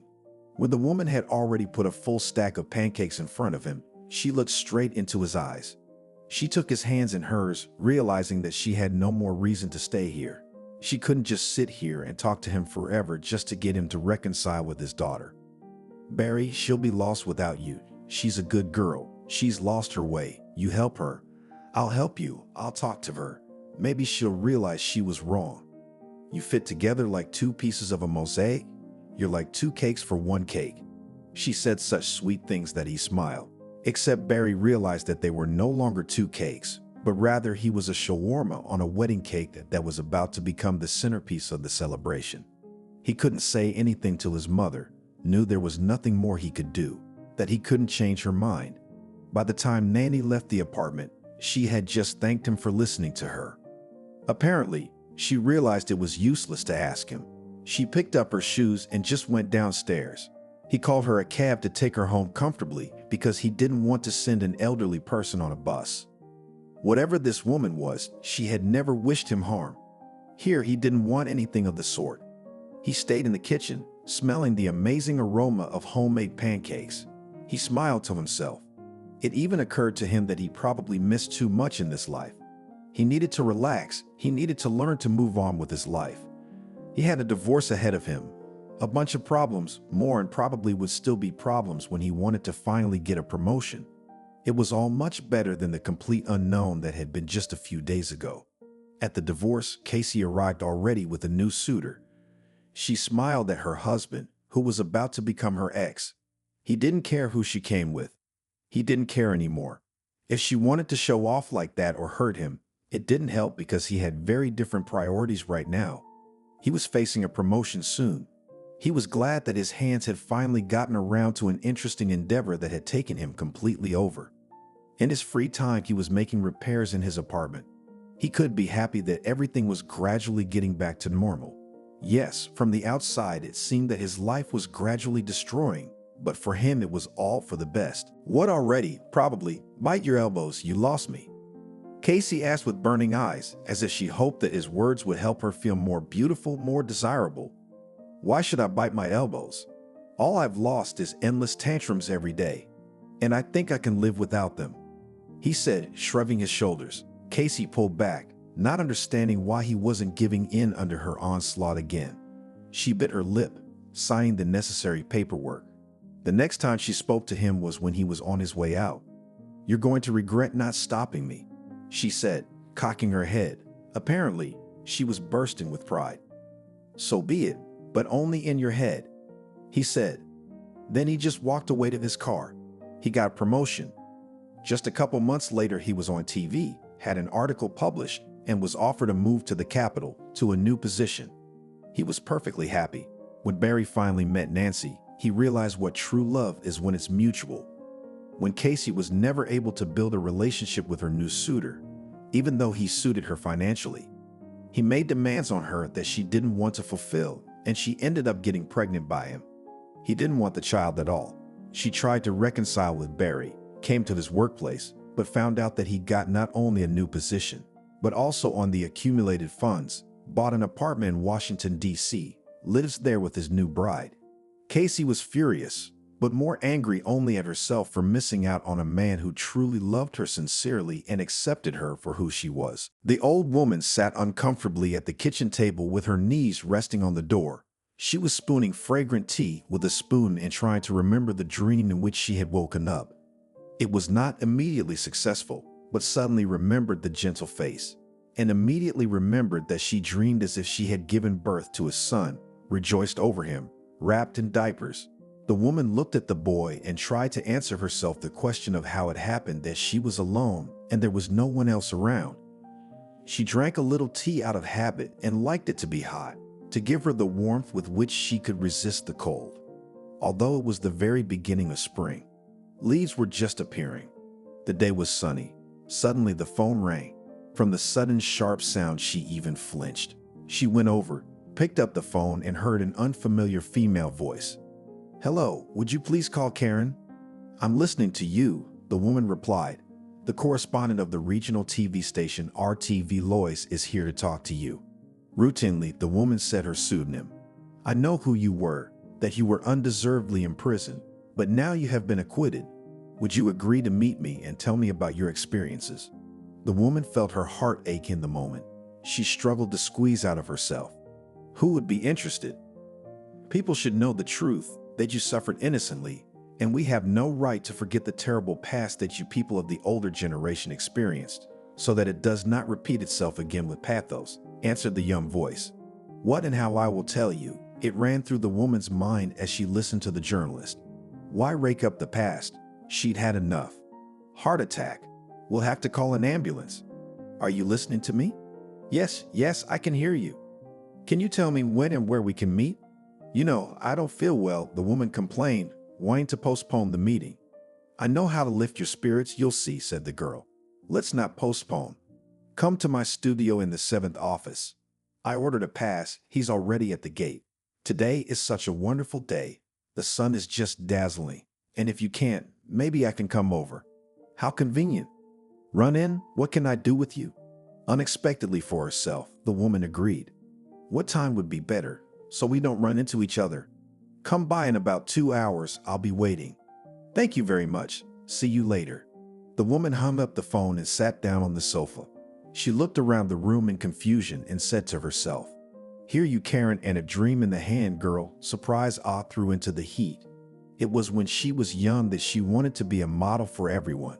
To be in the newspapers, on TV, with awards ringing out. I wanted to be famous. Yes, it turned out the other way around, humiliation, prison. I didn't like that kind of fame. And yet they remembered me, but thank you for that. But why should my weary heart make such a fuss? It's nothing but idle worry that I'll tell the truth about myself. What truth? Who can understand it? My whole life is broken because I wanted to love and be loved, to have a family and children. Or is that a crime? However, judging by the way this girl was in a hurry to sort out my case, she won't. She doesn't have time for that. A program on television requires speed. People are willing to believe the most incredible myths, and few people are interested in the soul. I've done nothing criminal. In the meantime, I've really been victimized. Today, it's not so important what I sacrificed my youth for, especially since you can't tell the whole life. To some green and naive journalist, now I'm a martyr. That's the bitter truth. And if they want to understand me, sympathize with me, what's there to be afraid of? I'll tell you something. Let her listen. I need to take your blood pressure. It's getting bad. Oh, my nerves, my poor nerves. Koja Lois came with a cameraman. He stood in front of Karen with his camera. The journalist took out the microphones. He looked inquisitive, waiting for the woman to gather her thoughts. I'm a man of a different generation. You could probably be my granddaughter. You look just fine. Lois, a year in, a year out. What's the difference? Let's have a human conversation. I'll answer the questions, satisfy your curiosity. How can we talk about this? Some criminals have lied to you about an innocent man, made you a criminal, and you'll bear and carry your grudge. I've forgiven everyone. Otherwise, I wouldn't have survived. It's my destiny. I understand, but scoundrels should know that lies must be answered for. If they've slung mud at someone, at least let their mud return to them after many years. All criminal deeds will be exposed. I would not like to mention their names for the simple reason that maybe some of them are no longer alive. You know, you don't speak ill of the dead, and if the others. We're not judges, Karen. My program won't hurt anyone. Just tell us about yourself at that critical time. The reporter asked. Crazy. It was very painful and difficult for me if I have children or grandchildren. They don't have to answer for the sins of their fathers in grandtime. That I, a young obsession with the desire to work, to serve the motherland, was in prison. I worked for the FSB. I was a special agent. And then my own people were crucified for nothing, and how unbearable it was after I got out of prison. I was cut out of my life. I couldn't get a job. I was rejected everywhere. Tears came to the woman's eyes and she wiped them away. And maybe only now Lois noticed the wrinkled, dry skin on her hands. Please don't worry, it's all gone now. I thought you could look at that time from the outside and not be upset. It's a wound that doesn't heal. The past doesn't go away, it's always with us. You know what? Let me make you some tea. I'm used to it in London, to warm my soul with this drink. I guess that's the only way we're gonna have this conversation. I'd be grateful, the journalist replied, and with her usual smile, the hostess looked at her and said, You must have a lot of fans." Lois was a little embarrassed. "And if I have any, they are not the kind of people I might like." "And what do you do with those who are particularly annoying?" "I send them away," she answered easily. "And if it is the boss?" "I pretend not to see anything." "And you're not afraid of losing your job?" "And journalist is not a position, but only black everyday work. You're a lucky character." "Lucky your husband." "I'm not married." "How old are you, if it's no secret?" "I'm in my 30s. "I was almost the same age then." The woman smiled and went into the kitchen. The journalist looked at the figure of the hostess, still quite slender from the back, and one could not say that the woman was in her 80s. There are such people with an indomitable spirit. No matter how life bends them, no matter how you spin it, but they continue to exist and enjoy every day. Even this room shows it. "Eric, please take a picture of the room," while she's ordering the cameraman. The huge full wall closet was filled with books, mostly classics. A vase with flowers, Chris, 2 armchairs, and a round table. Not a single superfluous thing, not like some old people who clutter their apartments with miscellaneous junk. On one of the bookshelves, Lois noticed a picture of the landlady where she was still quite young. Beautiful face, curly, short hair. A stern look. "I wish I could get her to talk. I might get some interesting material. At least none of my colleagues has ever taken up the subject of rehabilitation after prison," Lois thought. A girl could knock a person off balance in some random way. If she shuts down, you won't get anything out of her. You have to be very careful how you choose your questions. Or maybe, on the contrary, ask specifically about what interests me. Why am I sitting there like at a birthday party? Maybe I need help. The journalist looked into the kitchen and asked, "Do you need labor?" "Everything is ready. Lois, get the cups and I'll get the cookies." The aromatic tea broke the tension a little. The sun was smiling through the window. Bred into the sweet hot liquid from the cups. Discreetly looked at each other. "You even have cups for Mines of London," said Lois. "Yes, I brought this service from there." I looked at the young picture. "You are so beautiful, young. Everyone is beautiful." The hostess replied condescendingly. "Tell me, were you beaten at interrogations?" "No, not beaten, but they didn't let me sleep." "What do you mean?" "They interrogated me at night and did not allow me to lie down on the bed during the day." "How did you stand it?" Lois asked sympathetically. The woman lowered her eyes, looked at the contents of her cup, and spoke softly. "I had nothing to confess, though. I accepted the terms of the game, agreed to all the charges. I signed some papers, and I was left alone until the trial, at which I was sentenced to 10 years imprisonment and then taken to Siberia. That's the whole story." Karen looked Lois in the eyes, as if checking if she believed what she said, and she calmed down. The journalist, not showing any distrust, began to write something down in her notebook. And then she asked, "How was it for you there?" "Hard," sighed the old woman. "At first, they sent me to the logging camp. Frosts of 40 degrees, or false slush, or summer heat and bites. No escape. The torments are hellish. Women didn't last more than 4 years there. What saved me was that I knew how to sew. A year later, I found a job in a sewing workshop. It wasn't easy there either, but I worked indoors, not in the cold. When they found out that I used to sew, they started to open their outfits and sometimes gave me something tasty. That's how I survived." "What were you locked up for?" Lois asked her big question. "I still can't understand why some employee of ours saw in my love note to one man my tendency to spy. I never thought that I, who had been awarded 2 medals and a service medal, would be imprisoned." Lois pushed aside her teacup and began to take quick notes. The moment had come when, it seemed to the journalist, the woman was talking. Now all that was left was to intelligently ask question after question. "Have you fallen in love with someone?" "I did, but he turned out to be married. What did I see in him? It was just crazy. His wife was jealous. My letter to him was intercepted. She denounced me to the authorities. Anyway, there's a price to pay for everything." The woman waved her hands. On her face was written repentance, like a sinner who regretted her deed. "I see. And where did you work after prison?" "I got a job in the library of an orphanage. I had no children of my own. I gave all my love to those orphans, and they wrote me letters from all over the country." "And you never married?" "I was married, but my husband was also an ex-convict. He didn't want children. His health was poor. He was convinced that two old convicts can't give birth to a healthy child. And of course, I felt he didn't have many years to live. He lived only 12 years after prison, and one day he died quietly in his sleep. His heart stopped, and yet nothing in my soul had changed towards his homeland. And what would you like? I want to go back to my youth again. Wait, I'll show you some London pictures. I've got lots of them.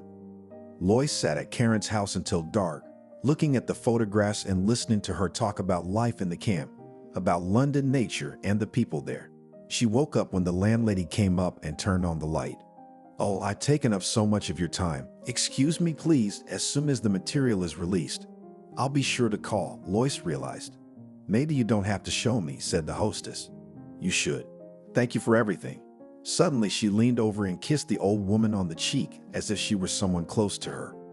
Lois breathed in the evening air with pleasure, filled with the smell of the first young leaves. How many times she had promised herself that next spring she would take a vacation and watch the trees blossom and bloom this summer.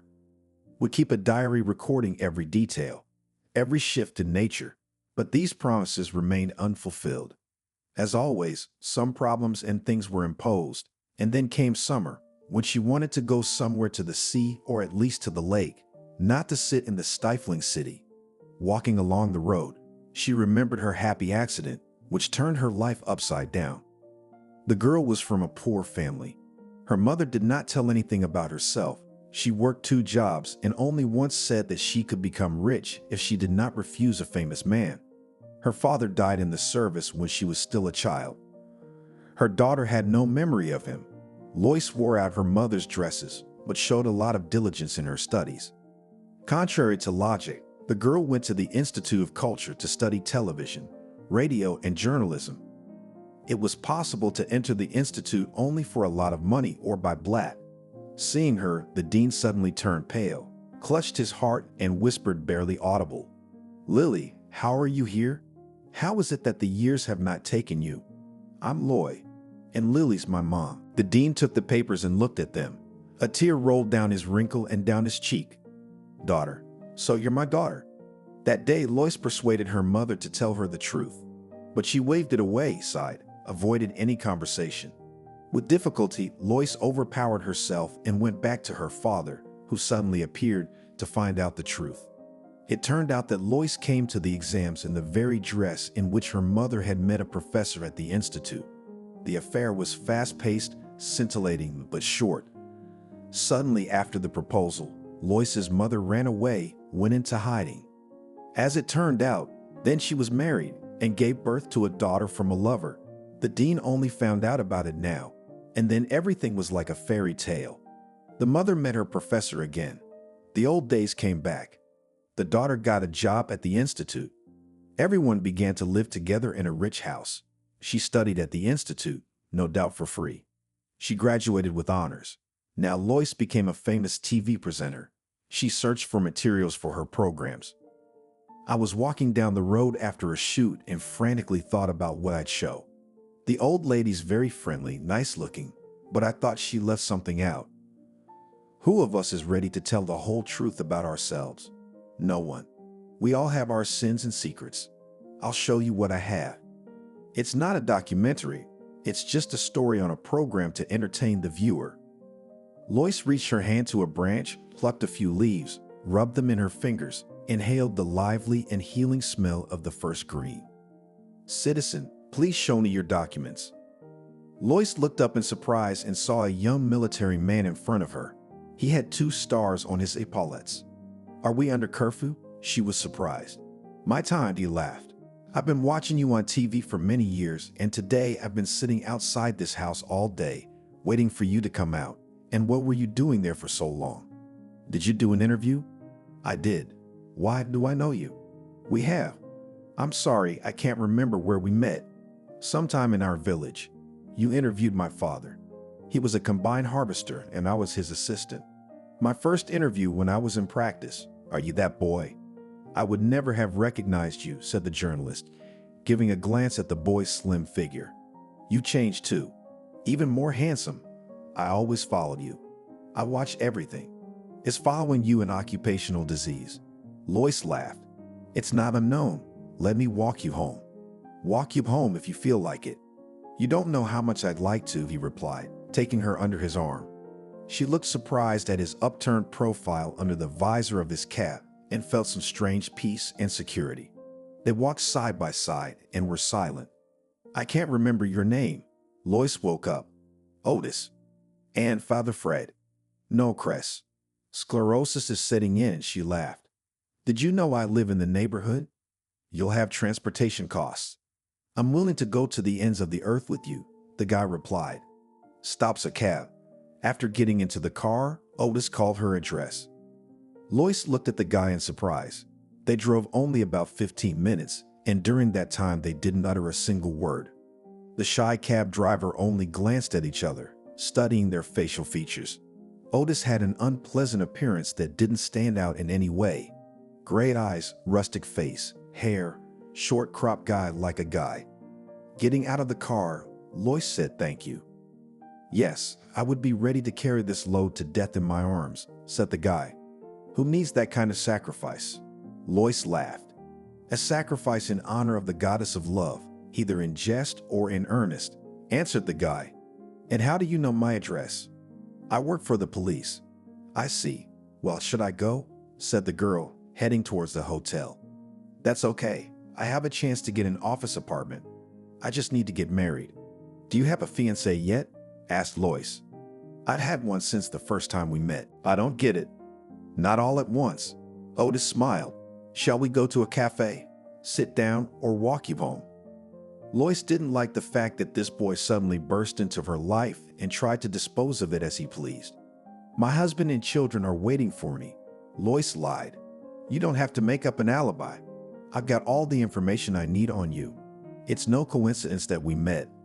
I realize this is a surprise to you, but I had no other choice. I've been thinking about you all these years. She felt uncomfortable because she wasn't in the habit of lying, and also because this guy was younger than her. Let's meet in the morning, he said. Why? I have tomorrow off, and bring your passport with you. Why? And how will I check the citizen? You have to check something. Lois laughed, not so much because of her question, but because of the hidden subtext. Obligatory occupational disease, as you pointed out. All right, but prepare to talk about your parents' village life and your service. I'm not wasting my time. I'll tell you everything. They agreed on a time and place to meet. Otis kissed her hand goodbye. Lois took the elevator to the 7th floor, went to her room. She didn't feel like eating. The tea and treats had taken the edge off her appetite. She hung up her jacket and sat down at the table, started looking at her notes. She was about to sketch out a plan. Suddenly, she caught herself thinking of Otis and smiling. The boy's thinking, and she's completely out of inspiration, interfering with her work. That hasn't happened to me in a long time. What's gonna happen next? After the journalist's visit, Karen had a sleepless night. She lay in bed, turned on the light, started reading, but she couldn't shut out the intrusive memories. Figures of people from her distant past surrounded her, asking something, demanding something. Gradually, she became exhausted and no longer resisted, but began to talk to them, turning back the days of her youth. And she herself was surprised that she remembered everything from the past so vividly. At a time when she usually forgot things that had happened more recently, Sam came to her mind. He was the only one she loved in her life. He flew into the FSB from London, walking around in a brand new white half-fur coat, a furry hat, a black-eyed, handsome man. Since he headed the department, she is a liaison, and the secretary received a task from him, then to check the grouping of someone's lady of the heart, to scout out important information. Karen was willing to take any risk just to please him. It was the first time she had experienced such a strong feeling. Whereas before she had dressed without fail, now she drew herself up in a flowered dress, a fluffy fur coat. One day, when she flushed from the frost, happy from the anticipation of meeting her beloved, appeared in front of Sam. He said to her, "You're like a girl. You're like a girl who's already figured it out. Here, Sam, I plotted out the layout of this family's rooms. And this is their headquarters, like the council of the main ones. This is the entrance to the underground bunker. It's probably a storage room.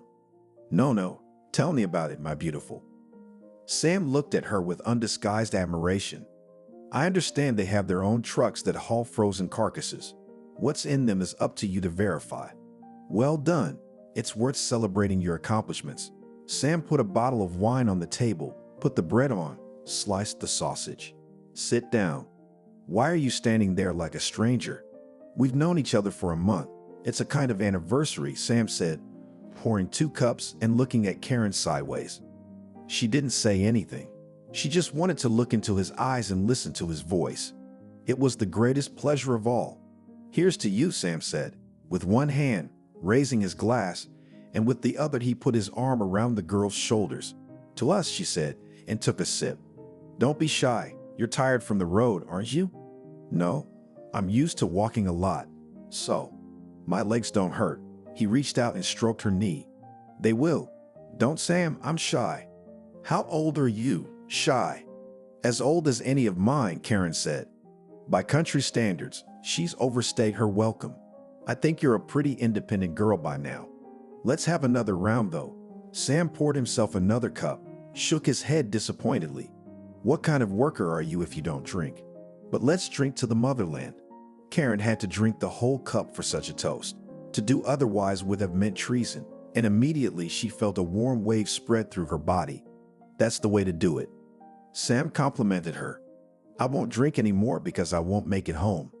I'll eat you so sweet, Sam said. He put his arms around her neck and started kissing her. Karen responded to his kisses with tenderness and lovingly whispered sweet words. And there wasn't a happier person in the world right now than she was. We'll add everything and go to bed. You should get some rest. In a drunken voice, Sam said, for a night of love. Why just a night? I know there will be days, Karen said. But there's no time to do it during the day, smiled Sam. Here's to love. To love, said the girl. As Sam snacked and then cleared the table, she watched his movements and thought about how handsome he was. His curly hair, his eyes hid some secret of this former life that was unknown to her. How she wished she knew something about his past, to walk the paths his feet had touched, to be among the people who were near and dear to him, to share in his life all the past and future joys and hopes. And this seemed all the more impossible. Now she had to pack up and go home. Even though it was the dead of night, winter days are short, one would still get home at night. Better to go out now so before the blossom blooms you can reach your village. You will be my queen for one night, he solemnly proclaimed. Why one night, she asked. How long do you want it to be? 2, 3, for a lifetime. I love you very much. This kind of service has a very short lifespan. Here today, gone tomorrow. Nothing will happen to you. You don't go on missions by yourself. Karen replied calmly. Why do you reproach me? You think I'm lost in the business. Do you know how many liaisons I have like you? All of them should be given the task to reflect on the results, to develop strategies and tactics for further actions. Are you thinking about the work I'm doing? Yeah, I'm up 3 nights a night. I'm sorry, I didn't mean to offend you at all. It may be over for the women, but the men will continue to catch criminals. I'll always love you and wait for you. I don't want always. I want you now. Categorically, he said, and wanted to hug Karen. She turned away and replied, I am a village girl. We don't have the habit of sleeping once. I must go now, farewell. The girl aimed for the door, but Sam put his arm around her shoulders. He held her back. But where are you going, you silly girl? I won't hurt you. We'll be fine, you'll see. I don't want your good, she said, pulling out of his embrace. I won't let you go anywhere. He held her hand. Sam, will you be mine? All of you. His hands were all over her breasts. I'll tell the commander tomorrow. You're drunk, and you don't know what you're doing. Karen suddenly seemed afraid of those drunken eyes and clinging hands. She was defending her dignity and at the same time loving him, so desirable and alien. You're not an agent, you're a spy. Sam muttered angrily. Tomorrow I'll write a report to have you suspended. He could barely stand on his feet and suddenly laughed, as if he imagined how she would be dismissed, investigated, and viciously rejoiced in it. Right now, how long do you hold a pencil? Karen replied wryly. She broke out, pushed his throat away, and got ready to leave. Snake of the swamp, she heard herself say, and quickly closed the door behind her. She ran, afraid Sam would rush to catch up with her. Winter. The sky was cloudy, a few stars peeking through. I thought he liked me. He's acting like that because he's drunk. But then I told myself that if he liked me, he'd see me again. He'll apologize for his insolence. What did he think of? I don't want a one-night stand. And fumbled with the cold iron of her gun and jokingly walked back the way she came. She was used to walking around with a gun. At least she wasn't afraid of meeting criminals. Later in meetings, Sam was with Karen, emphatically dry. All he talked about was business. Soon he rose through the ranks, went higher. Karen still did the necessary work. She was assigned as an agent. She didn't show her feelings either, though she thought a lot about Sam until she was finally convinced that he didn't love her. It was March 8th. The women decided to organize a small concert in the department. Karen also joined this group. The stage was a small area in the corridor in the offices. The girls were getting changed and fancy dressed. Karen stepped out to sing and suddenly saw Sam. He was standing next to Millie, talking to her, smiling and seemingly oblivious to what was going on around him. Karen didn't remember when she finished the song, how she hid, threw her coat over her shoulders and hurried home with only one thought in her head. Why didn't I get sick that day? I shouldn't have sung. That girl was more cooperative. That's fate. My happiness is lost somewhere. Can't find me. And I was ready to pray for Sam. Now Karen realized that Sam wasn't worthy of her bright love. But what can you do with your soul? When the mission was completed, immediately began to prepare a special operation to capture the criminal group. Karen was offered the position of department head. Of course, who else? How not her best agent of the special group was to take this responsible place? The girl with a dry and stern look supervised the work of the department and did not miss a chance to hit Sam for a living. The time was tense. A matter of national importance was looming. Armed men from among the deserters, prison escapees, were scrambling through the forests. Agents had to be sent into the thick of it to follow them, to find out what they were up to. Sam's wife soon arrived. Their relationship improved after that. Sam kept a close eye on her. Sometimes he'd tell her off. When he did, Karen let his taunt slide, and it probably would have been fine if it hadn't been for her longtime admirer, Alex. Ah, Alex. She had so hoped for his support, his courage, his understanding. The memories made her heart ache and her head hurt, and Karen stood up. She was thrown violently to the side. The woman sat up on the bed and reached her hand to the light switch. The light came on with a click. She glanced at the clock. It was about 3 o'clock in the morning. Looked in the kitchen for a pill, nitroglycerin. Put it under her tongue, measured her blood pressure with an uncomfortable tonometer, and was horrified. The arrow showed 160/100. What a dumb old fool got excited about the past. Fuck them all, she thought, pouring water from the kettle and taking a sleeping pill. That's it. No more memories or thoughts. Sleep, or tomorrow I'll be as green as a waterman. The woman went to the window, looked at the empty, dimly lit by streetlights, street. Raised her eyes upward, where the stars shone. The only sky never loses its beauty or grows old, the woman thought. One can stare at it endlessly and not look at it, but one should at least get some sleep. She lay in bed, sighed and drifted off to sleep.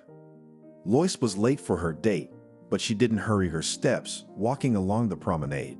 Peered at the calm smoothness of the river, which kept flowing this way and that, not stopping for a moment. Today, she had time to finish the program called Heroes without a name by lunchtime. I wonder how the director will take it. He's got a lot of problems too. Sometimes he'd sneak a bottle of 40-degree liquor out of the safe and apply it to relieve stress. Everyone has their own destiny. Lois saw Otis from afar, who was leaning on the concrete fence of the embankment, waved to him, saying, "Don't be angry that I'm late. I'm already here." The guy walked toward her. This time he was in civilian clothes, blue jeans, gray jacket, and black sneakers. He could have dressed more elegantly for a first date, Lois thought. A country kid, what can you take from him? Otis smiled happily. Lois admired this Hollywood smile and instead of greeting asked, "What are you happy about?" "Meeting." "Lois," he replied, pulling 3 purple roses from behind his back. He handed them to the girl. "Oh, you're so gallant, aren't you? I didn't expect that. It doesn't take much intelligence to give flowers. Do you have your passport? Are you going to check it?" Mockingly, she asked. I will. Give me your passport. It's a primitive joke to me. It's annoying, Lois said disappointedly. I'm not joking. Do you want to know my age? Asked the girl. I know your age, and it doesn't interest me at all. I made a date with you in front of the registry office. You understand? I just saw it now. Otis made a sweeping gesture with his hand. I'm inviting you to this palace to settle an important matter.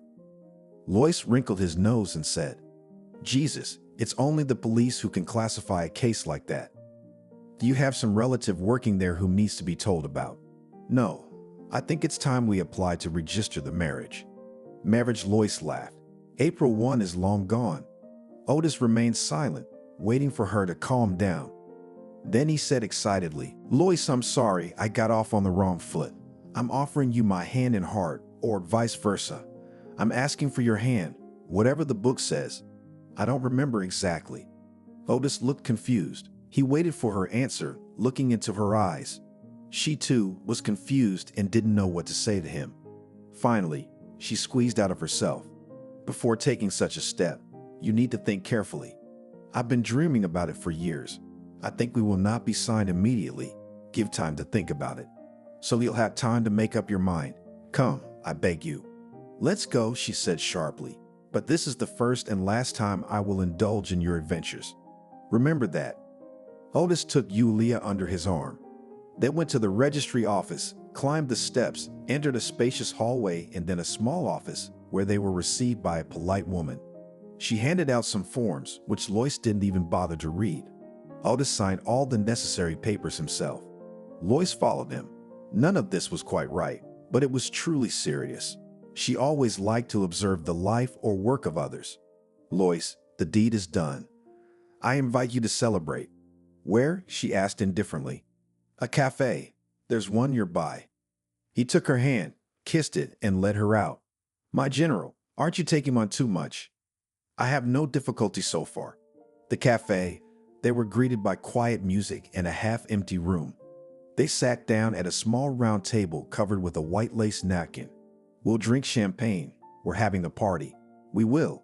I suggest you choose the hors d'oeuvre. No, Lois said. I'm trusting your taste tonight. I'm afraid you won't be satisfied. My general is embarrassed. We know each other very little. So far, I don't know what dishes you like, but I hope to remedy that deficiency in time. Lois suddenly felt annoyed by Otis' pompousness, his desire to bend her to his will, so she asked. I didn't really understand what it was all about. I thought he said, and then he hesitated because a waitress came up at the same time. She wrote down the dishes Otis had asked her to prepare.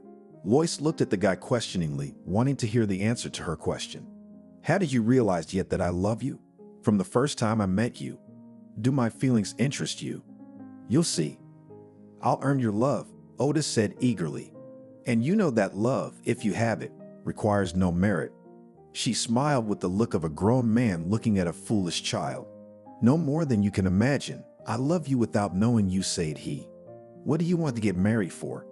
I want to never be apart. I want us to have children.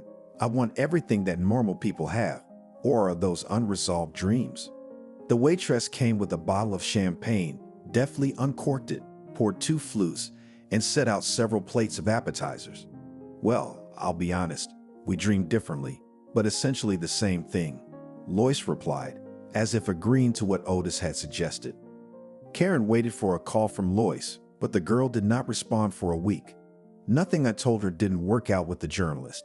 I was either consoling her, or she was chastising herself. I don't need my name on the old gossip. And on the other hand, if the show had turned out the way I imagined it would, then let those who believed I was a socially dangerous element watch it. I had to come up with that definition. The rest of the world has never come up with such an absurdity. And everything is to make people realize that they are judged, not by a judge or a troika, but by the whole nation.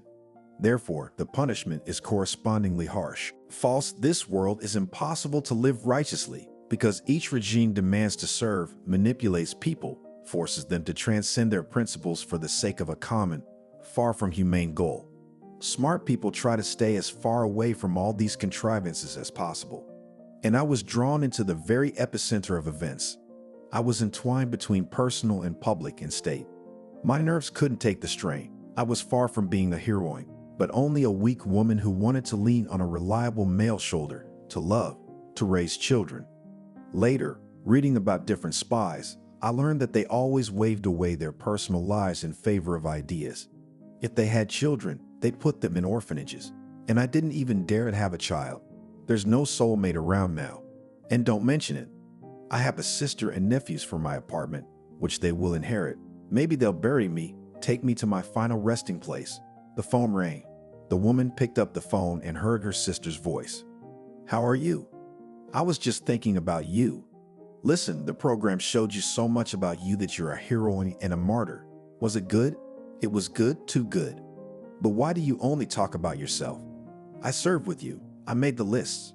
"I'm sorry, Nellie, you can't tell me everything." "No, you're doing this on purpose to humiliate me. You don't have anyone to show off to, do you?" "I have children and grandchildren." "You took all your medals and I got nothing." "You've been in the group for 2 months and you're a hero for the rest of your life." "Do you want to remember the past?" Karen asked. "Just so you know, how much fear we suffered because of you. That's why Mom died so young. How much she was nervous and cried when you went away for a few days with the bandits. You could have gotten me suspended." "No, you couldn't. I paid. Maybe we'd all have died because you left. Good thing Alex helped me out, told me you were living with him." "I didn't know Alex would say that." "Why would he?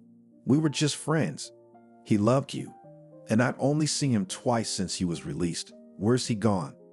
"He disappeared into the woods, shot somewhere in the swamps, never even buried." "God, what a terrible death. He never spoke to me of love." "What could he tell you when the whole neighborhood knew you were out with Sam and then John?" "Don't tell me about your gossip. I didn't make sense with Sergi. He was courting, and I turned him down. And as for the other, there was a purely business relationship. He was my immediate superior. You're all talk. This isn't a phone call." "Goodbye, Karen." Sat angrily on the couch and thought, "Oh, Alex, you're the only one who hasn't cheated on me in my life. Although, of course, I didn't respect you." Blinded by Sam, and then John put a veil over my eyes. "I should have given you the slightest hint of any need. You were always trying to make things easier for me." The last time she'd seen Alex suddenly came to mind.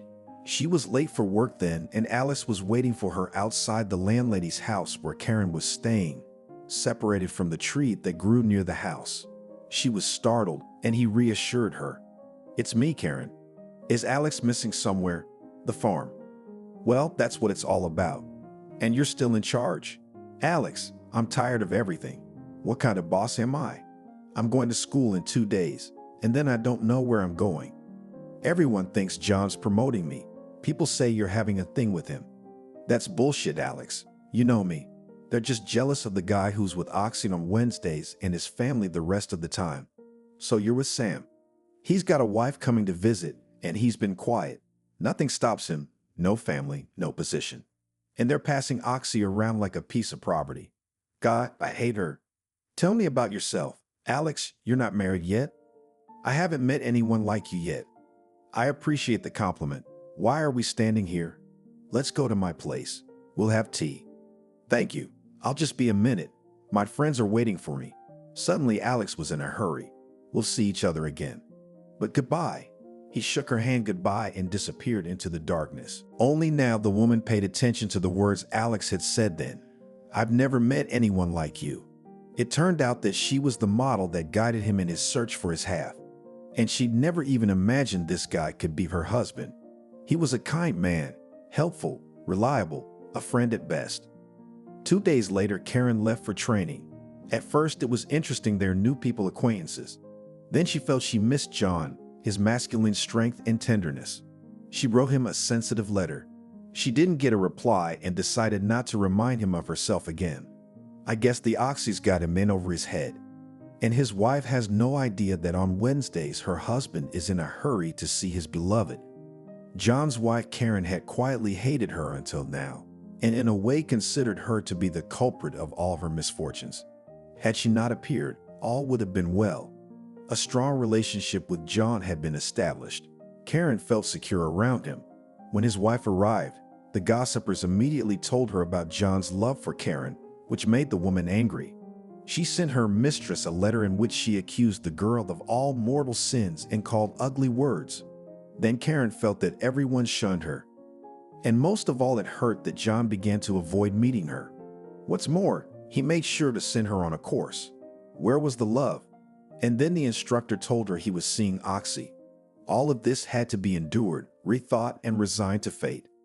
When Karen returned from the course, she learned that Oxy had been murdered. There was an investigation. The letter Karen had sent John had a major in state security. He was investigating a murder. Why was Oxy killed? Was it just for sleeping with her boss? Or maybe because I told him I hated her, so it was my fault?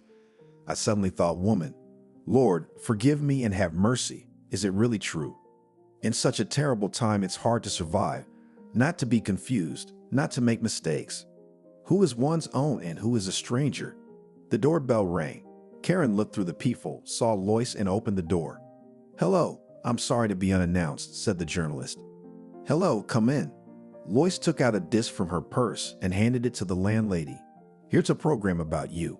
The director has been very kind to the material." "Thank you, Lois. Why are we standing here?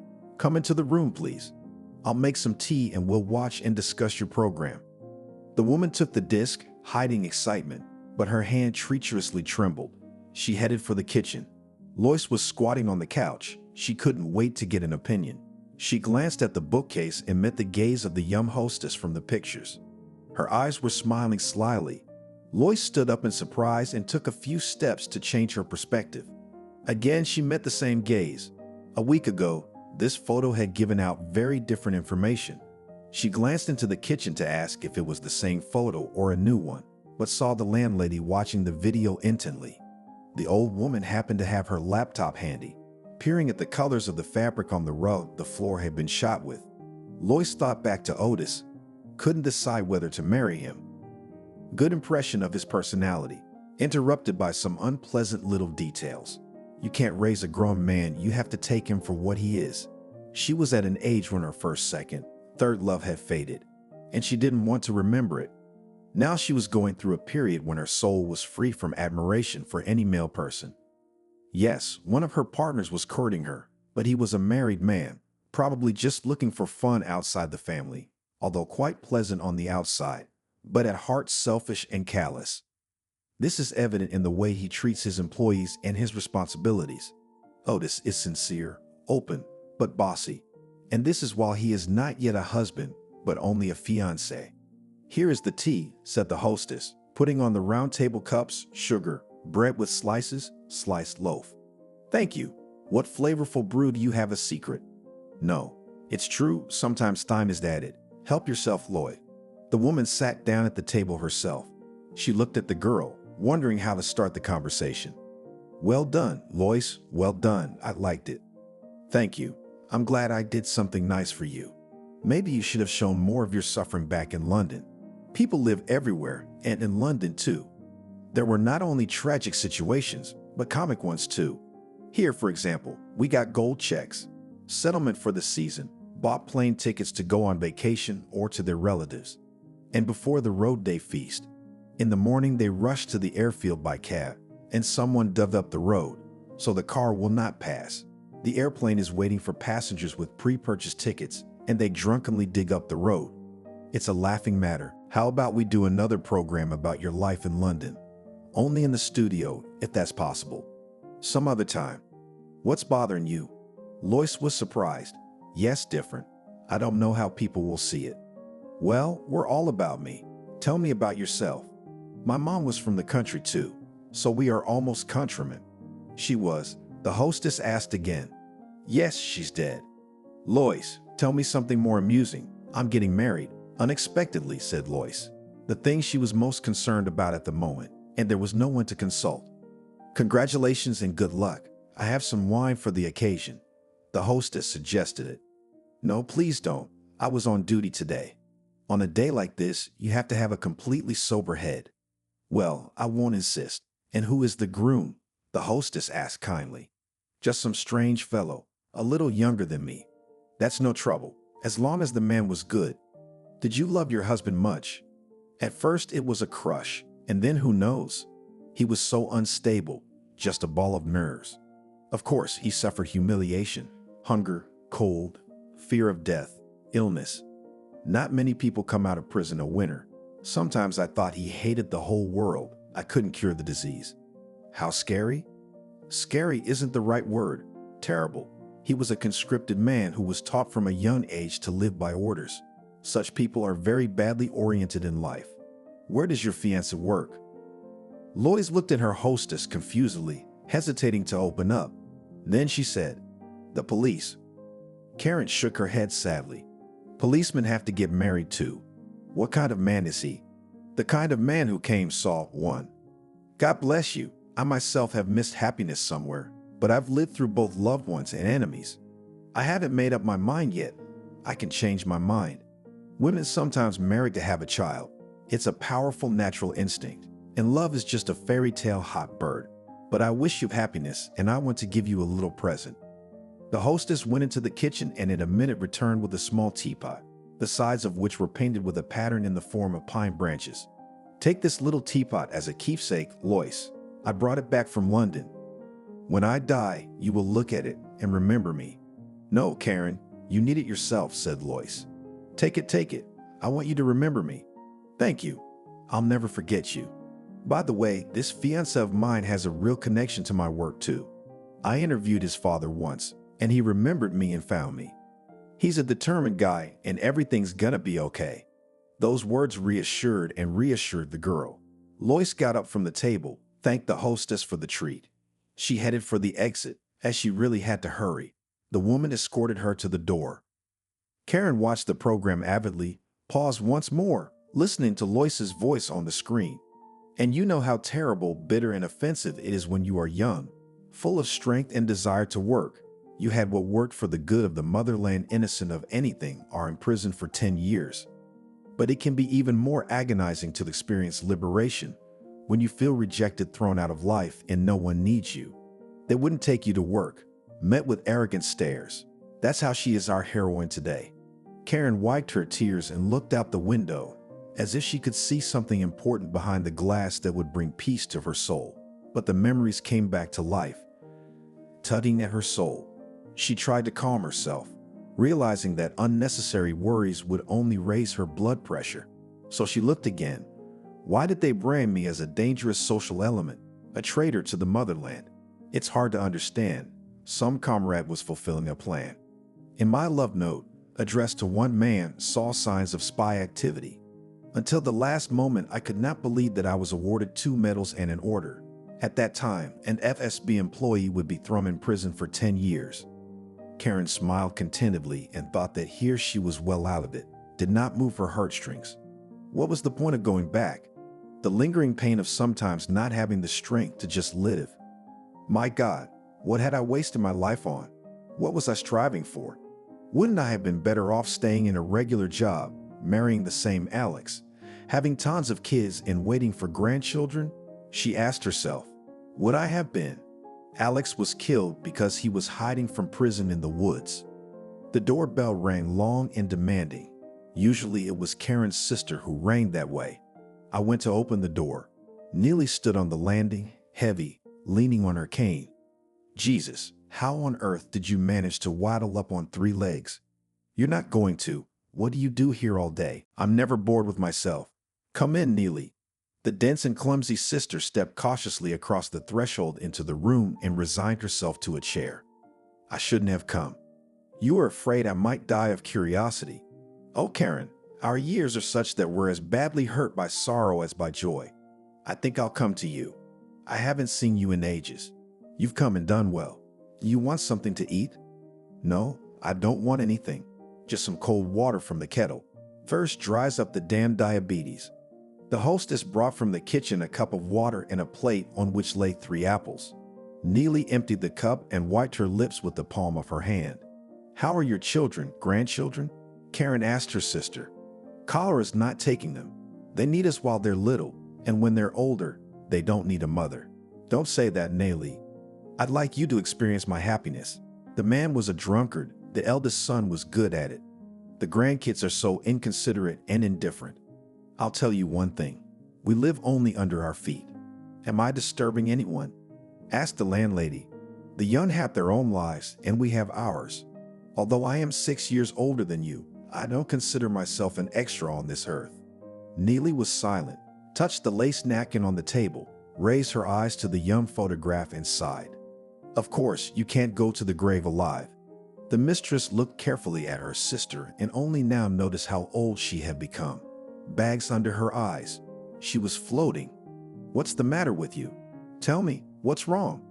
The younger sister shook her head contritely and spoke softly. It happened 100 years ago. There's no fixing it now. Let's have lunch. I have some chicken broth. Karen offered. Thank you. I don't feel like it. You've always been a model for me. I was far from you. And you had money. And you had lovers, not like me. I don't know what you're getting at. The landlady's worried. I don't know how to tell you. Tell it like it is. Neely looked at her sister warily. Something kept her from speaking frankly, as if she were afraid to confess something to herself. Well, you don't have to say it. What secrets we old people can have, said the landlady. I want to go to the Father and repent for our common sins. I don't understand, said the elder sister. What do you mean? Remember when you and I used to make lists of criminals? Everyone who was in the gang? So what? They were criminals. You know what was waiting for them. Neely shuddered like she was out of breath, wiped her face and her eyes filled with tears. It was so necessary then. People are divided into their own and strangers. Bandits are the enemy. They had to be destroyed before they destroyed us. No one can blame me for that. Yes, they can. Yes, they can. All my illnesses and misfortunes are because of these sins.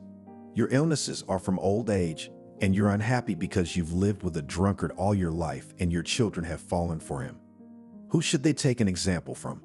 Why didn't they take an example from me? No, you won't convince me. Neely shook her head. Do you know whose granddaughter that journalist is?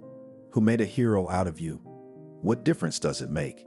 No, listen to me, Neely insisted. It's the granddaughter of that professor who was going after her. What do you want from me? Angry? She asked. I just wanted to say nothing. This program says hello to you from Anthony. Karen's face was suddenly covered with red spots. She sat down on the couch and felt like she was going to faint, leaned sideways and ducked her face into a small pillow. Neely rushed to her sister and turned her face up, asking, What's wrong with you? With trembling hands, the younger sister pulled a Valadol out of her purse. She wanted to put it in her sister's mouth, but saw that she didn't react to her voice. She turned to the phone to call an ambulance. While the cardiology team arrived, Neely splashed her sister with cold water and alcohol and whiskey and called out to her and repented and cursed herself for starting a conversation about Anthony's main enemy, who had promised to get the false cleaning lady who had betrayed him and put him in jail from the other side of the world. Karen never came to memory. The medics measured her blood pressure, took a cardiogram, recorded the necessary data of the patient, asked what caused the seizure. Neely lied that the sister felt sick suddenly for no reason. The nurse gave a few injections, and the patient opened her eyes, examined those present. How are you feeling? Asked the doctor. Fine, she replied. My God, how did you scare me? Rejoiced the younger sister, seeing that Karen had recovered. Help me up. Neely, Alex is here for me. Alex who? The guest asked in surprise. It's the doctor. Come on, Alex, we haven't seen you. Neely, in a voice that was breaking into crying, quietly asked, Do something, please. She's delirious. It looks like a stroke, the doctor said. We need to get her to a hospital. Can I come with you? Neely asked. I'm her sister. Why would you want to go? They're taking her to the ICU. They don't allow visitors. When she's better, you can come and see her. Karen was carried out on a stretcher. Neely was left alone in the empty apartment, guiltily. Thought not in vain our Father said that for the sin of the dead from the other side of the world will avenge. Never complained, never hurt, and then suddenly, Lois got married. The newlyweds had a modest celebration in a restaurant and then began to live together. Lois took her marriage with a certain degree of irony and absolute calm. Now it has become fashionable to try oneself in marriage. If life together doesn't work out, you can get a divorce, a small loss. One does not know where to look for that love in the world. Maybe this is it. You just have to look harder. With Otis was easy for her, and it just seemed that he was ready to fulfill her every wish. though she didn't express any particular whims. There was not enough time to travel. Writing scripts, shooting took time, strength, and soul. In addition, Otis was often on duty on holidays. They rarely saw each other. Sometimes Lois even began to miss him somewhere on the road. Otis often had to cook his own meals, clean the apartment, and even do his own laundry. Only when I went on maternity leave, took care of the household, and noticed that her beloved husband, sometimes for 3 days, does not come home. Everyone conducts some kind of operations and raids. One day, going to wash his militia shirt, she checked his pockets so as not to ruin any papers or money. She found a picture of Otis holding a naked girl in his arms. Lois's hands shook with surprise and sweat beaded on her forehead, as if she had touched someone else's nasty secret without permission. She tossed the photograph away from her like a snake and then began to stomp on it with her feet. The baby moved beneath her heart, and she tempered her anger. Went and lay on top of Tris, feeling an unbearable burden come over her heart, and so she lay there, not getting up until late in the afternoon, when Otis came in, revived, cheerful. "What's this?" Lois asked, pointing to a photograph lying on the floor in the middle of the room. "And this, I told you how I caught the mermaid." Otis laughed nervously, quickly picked up the picture and hid it in his pocket. "Don't lie, you didn't tell me anything." "Remember about the mermaid?" "I have a good memory. That never happened." "You don't remember? Then listen to me. One night the surgeon and I were walking along the waterfront. We heard someone in the dark. We thought it was a drowning victim. I jumped in the water and pulled out a naked girl. Turns out she'd gone for a swim, but didn't have her swimsuit on. The surgeon took a picture of me. And now you're on 24-hour shifts with this mermaid?" "Lloyd, but it's nothing serious." Frustrated, Otis began to justify himself. "We just know each other, that's all. Why you want to know her?" "No reason. You're married. Where's your love?" "At the bottom. You saved a mermaid, and now you go to her to cast a net. What do you care about me? I can't sleep with you now. We're protecting our future son. She's free. All men do that." "Go away. Get out of my sight," screamed Lois, feeling that the world was collapsing, turning into chaos. The girl gave birth to a stillborn premature baby. As soon as she was discharged, she went to the gravesite. It was early spring. Lois cried long and quietly, standing over a tiny hillock of earth. To the unbearably happy singing of the birds, Tom was written on the wooden cross. The date of the child's birth and death matched. A stillborn love had brought a stillborn child. Bitter, Lois thought, "It's all my own fault. If I had loved him, I could have forgiven him. As I had nothing, I still have nothing.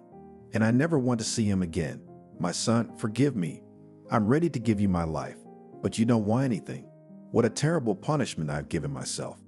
She crouched down, touched the damp soil that instead of diapers now enveloped her child, and a sharp pain pierced her heart. A wobbly gate. Lois walked toward the gate, passing many graves. 1,000 deceased looked at her from the pictures, with a mute reproach that she did not save her son, did not bear him, did not give him the opportunity to live in the white world, to say his first word in life, "Mother."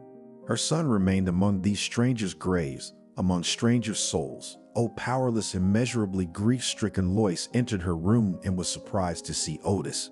"Hey, why didn't you wait for me?" he asked unhappily. "I came to pick you up, and they told me you had already checked out and left." Lois silently threw off her coat and sat down on the sofa, closing her eyes. "You don't have to show me your grief. I suffer angrily too," Otis said. "It was my son." She looked at Otis with hatred and asked, "What are you doing here?" "What do you mean?" He was surprised in the most direct sense. "I live here as your husband. I'm filing for divorce in the morning. I ask you to leave me forever and stay out of sight. If I leave, it's for good. That's all I expect from you. I love you. I think I do too. But I've run out. It's over. Maybe you'll have more of that scarce substance for a mermaid." Otis suddenly dropped to his knees, grabbed Lois's hands, started kissing them and saying something incoherent and meaningless. She broke free in disgust, pushed him away and screamed, "Leave me alone, I beg you. I cannot bear your presence near me. I'd rather go to my grave with my son than share a bed with you. You can understand that. You have postpartum psychosis. You're smart and sober, guided by your ugly mind. I'm a person, not a thing you want to control. I am you. I wanted to love you as a man and respect you as a person, as a human being, Lois said. And you're just a common male, ready to plant your ugly seeds wherever you want. Walk on by. I won't forgive you for that, replied the man. Lois, you are right in front of him and shouted, You killed your son. Now kill me. Otis jumped out of the room, slamming the door hard. Lois locked the door, lay down on Tris, and sank into a heavy count. It was something between sleep and death, with the body able to hear every sound but unable to move. For months, Lois existed in a depressed state. Nothing interested her. Her colleagues, sympathizing with her distress, didn't bother her too much with complaints, and she could hardly understand their discontent or friendliness. Her soul sank into the mire of heavy repairs so that she would not feel the acute pain of losing a child. From the others she withdrew. The summer was over. September began, and there was still an unaccustomed heat outside, as if nature too had slowed down the running of time. Only when one September morning Lois was suddenly shocked to notice that one branch of chestnuts had blossomed outside the window, something stirred in her soul. It came alive with surprise and joy. Green prickly balls of fruit were hanging from the tree and flowers were blooming. It was incredible. Lois looked closely at the flowers and whispered, The chestnut tree bloomed a second time, and I can do it. I must live. This incident woke Lois up, her soul infused with strength. She took her camera, took some pictures, wrote a post on her page. This is the most amazing news. For the second time this year, the chestnuts have bloomed. White flowers give people beauty. Let's reciprocate them. The director smiled and was happy to see his subordinate's face light up. I'm sorry, I haven't been doing a good job lately. It's fine. Lois, I'm completely satisfied with the scripted work. Let's get back on the air. You spoil me. I respect that. I'm looking forward to the new material. I'll work it off, you'll see. Nadezhda came back to me today, the woman replied. Lois went into her office, took the materials for last year, unfolded and saw about Katerina and realized, it's been so long and I haven't even called her once. How's she doing? Lois pulled a notebook out of the drawer, found the phone number. She called, asked for Karen. An unfamiliar female voice said she didn't live here. The journalist went to the city information office, where she was told that Karen had died. This news planted a feeling of guilt in her heart. She imagined that the woman had needed someone's help before she died, and she, Lois, had not even thought of her. She felt a kinship with the old woman. What could be done for her now? Bring flowers to the grave. They would wither quickly. The memory of a person must not be seen or heard. The solution came instantly. We need to find Karen's investigative file and tell again about this woman. Lois asked the director to write an application to the regional department of the FSB with a request to allow her to familiarize herself with the case. The chief promised to help, and in the meantime told her to go to the opening of the store to prepare material for the program. Life went on. The girl went out into the street. She decided not to take the trolleybus, but to walk. At one store, people gathered for the opening. People were eager to be the first to enter the premises. Among several policemen who had been sent to keep order, Lois saw Otis, and hatred and disgust stirred in her heart. She didn't want to face him. She stopped at the kiosk and watched the store from afar, waiting for the opening ceremony. Lois, trying not to catch Otis' eye. Together with people, she entered the premises and watched as the first visitor was handed a coffee maker, walked around the sales area, looking at the appliances with excellent design. Things attracted her eyes, pleased and surprised her. Suddenly, the figure of Otis appeared in front of her. "Hello, my love," he said quietly. She answered nothing, turned abruptly and walked toward the exit. He tried to delay. She broke from his embrace and threw threateningly, "Don't get into a scandal. Look, you're my wife." "I hate you," Lois replied, "and there'll be a divorce. Don't worry. I just haven't gotten around to it yet." And the woman ran for the door. Her heart, it was pounding. It was ready to burst. She wanted to get home and be alone. She got into a cab and in 10 minutes she was home. She took the teapot Karen had given her, poured a handful of brew, and poured boiling water over it. Waiting until it steeped, she poured herself some tea. She tasted it and thought that the hostess had a more flavorful drink. A few days later, The FSB said that it had received permission to examine the case. This news made the journalist very happy. She immediately called the employee and went to the archive the same day in the afternoon. A young man sitting on the watch himself called the archives clerk on the telephone and told Lois to wait a little while. She sat down on one of the chairs against the wall and watched the young male journalist scurrying back and forth along the corridor. They all seemed to be secret agents who walked the streets, listening to people's conversations and then drawing conclusions about the state of society. However, she thought, journalists do the same thing. They meet people and draw their conclusions. A short, thin girl with thin features came up to Lois, smiled politely, and invited her into an empty room where there was a table and 2 chairs. The girl placed a not very thick folder in front of the journalist and said, "Please read it, but these documents cannot be used in the broadcast." Such a warning made Lois a little embarrassed. However, since it was most important for her to know the true facts now, she was cunning. "All right, I'll use them to write a work of fiction." Lois opened the folder and started reading the investigation file. A certain major reported that he had reviewed materials on Karen's criminal activities. Further reported was vague evidence of a connection to the criminal group she had been embedded as an agent in. Lois was stunned by what she read, that this was a trumped-up case, and why would she get involved with gangsters when she held an important position? This was nonsense. She delved deeper into reading the case. Next was the search report, which listed the individual belongings of the arrested woman. Included were a passport, 2 medals, an order, photographs, and letters. Lois asked where these things might be. The girl only shrugged her shoulders. The journalist delved into reading the interrogation report. It turned out that Karen, shortly before the arrest, threatened to plant letters with aggressive content. The question posed by the investigator, "Who could make threats against you?" The defendant answered that no one threatened me personally. Attached to the interrogation report were letters in block letters that read, "Death to the hired evil. Karen, you will die. Hello from Anthony. Remember more, Anthony." Lois read the notes and shuddered. The last name was her father's. There was no need to look into it anymore. She'd been in charge of her own affairs for a long time, but it was painful that heart for the cat squeak. In a letter to her friend, Karen spoke openly, nothing to convince her of a lie or a crime. "Chris has decided to write you a suicide letter. Yesterday, I was summoned to the state security authorities and interrogated for a very long time.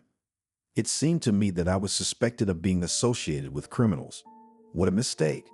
What a horror. They think I'm lying. I'm not telling the truth. I swear I had nothing to do with this case. I don't know anything. I was very proud of my position. I served my country. I'm working now. As far as strength goes, and suddenly find yourself under suspicion of your own. There were many such cases in London.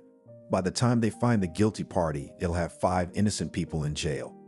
I decided to commit suicide. How did you want to live and work? I wish you success in work and life. I'm 31 years old, and because of some stupid joke, I suffer and die. My dear Chris, it's not my fault at all. I have no connection to anyone. I realize there's a lot of tension in our neighborhood. Gangsters robbing stores, killing people. But can you imagine me in their ranks? I love my homeland so much. With deep respect and heartfelt greetings to Karen. I want you to remember me from this letter." Lois realized that the woman was indeed on the verge of suicide. An unfair accusation, a lie. All of it demanded a protest. The only thing she could do was to kill herself, to remain a mute reproach to her executioners. The journalist introduced the young Karen. Her fear and shame at the untruth of Lois's sincere sympathy made it hard to breathe. Like when she stood over her son's grave, as if she had experienced another loss in her life. But she overpowered herself and turned another page where she read another letter. It was a desperate and hopeless cry of the soul. "Dear Daddy and little sister Nayli, I want to let you know that it wasn't my fault. My family. This event is like a thunderclap to me. I've never done anything to hurt anyone, only you know me. I had a good job, and I was always on the money, satisfied with the position, beautifully dressed and proud to work in a responsible service. It's all gone irretrievably. I'm gone. Your daughter and sister, I choose death not to tolerate distrust and contempt. My dear, dear ones, do you feel how hard it is for me now in my dying time? Painful? Terrible. I wish you all the best in your life and work. Hugs and kisses for the last time. Don't cry much. Bury next to Mom. Love your daughter and sister Karen. Lois read the pages and imagined what young Karen had experienced 50 years ago with sympathy. She was so excited that her own misfortunes seemed to be pushed aside. Lois turned another page, started reading, and couldn't believe her own eyes. In yet another interrogation report, Karen was confessing to her association with criminals. She had been forced to take the blame. Why had she done that? Lois, reading through the text, searched for answers. She needed to understand it in order to write the truth about the woman who entered her life and even after her death continued to exist by her side. The journalist read through dry protocols and references. She had lost her sense of time, but the archives employee reminded her that the workday was ending. Now, Lois asked, preferably. Pity. Can I come in first thing tomorrow morning? Please come. Lois closed the folder with regret. She didn't want to say goodbye. Somewhere in there, perhaps at the very end, lay the solution to the mystery of Karen's life that she had probably never revealed to anyone. Familiarity with the case was useful for the journalist also because she saw for the first time how far the story may be from the original document. By the way, the document could be fabricated, and the true essence of the case could be hidden somewhere between the lines. The next day, Lois woke up earlier than usual and immediately felt a slight anxiety and impatience in her soul. As it happens before an important and very desirable meeting, usually she liked to lie in bed, thinking about what she had to do for the new day. Today, she got up at once and started to get ready for the archives. Lois went into her old room, threw off her jacket, sat down at the desk and unfolded a folder in one of the interrogation reports. She read Karen's explanation of her association with criminals. She'd done it to make a better life. It was a ridiculous and naive explanation, since the woman was of the upper management, made good money, and was dedicated to the service. Understandably, the investigators did not believe these explanations, and so continued to search among acquaintances for those witnesses who knew more about her past, whether she was connected with gangs hiding in the forest and hatching plans to sell drugs. These witnesses turned out to be former employees. With interest, Lois read the memoirs. Karen was far from being a naive girl, able to stand up for her rights and manipulate people. Lois was very pleased when she found between the pages of the folder a small notebook that belonged to the woman and greedily copied with her eyes in a line of names, addresses, dates. All about the bandits. As she read the entries, Lois involuntarily thought, was Karen so sure of herself that she wrote down such information? The journalist continued reading further.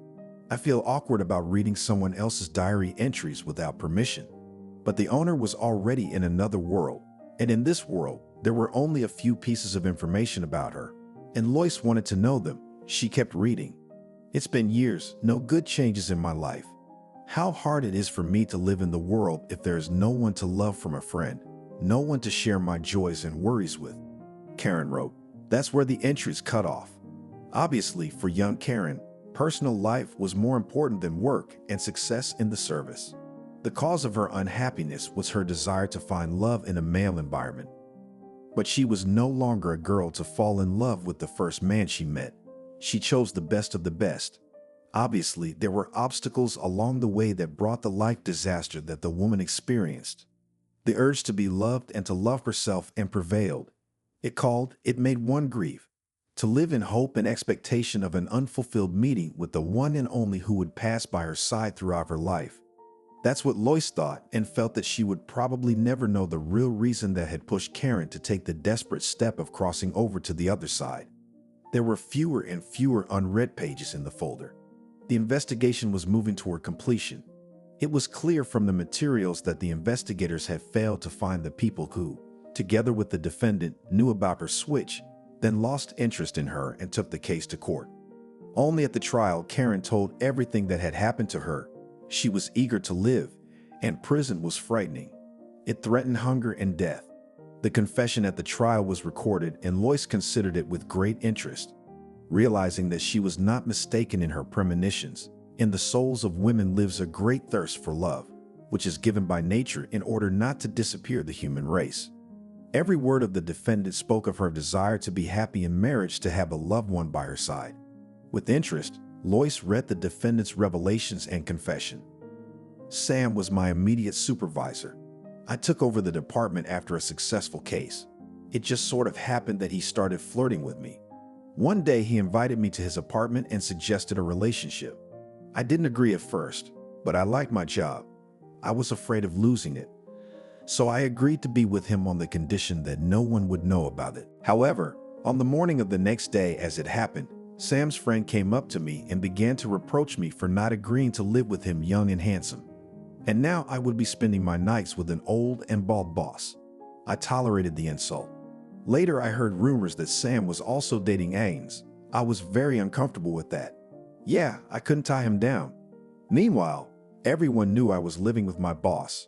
I was in a managerial position. I wanted to be an example for all girls, but it was the opposite. I thought I was doing a bad job and being kept as Sam's mistress. Soon the boss's wife arrived. It wasn't easy for me.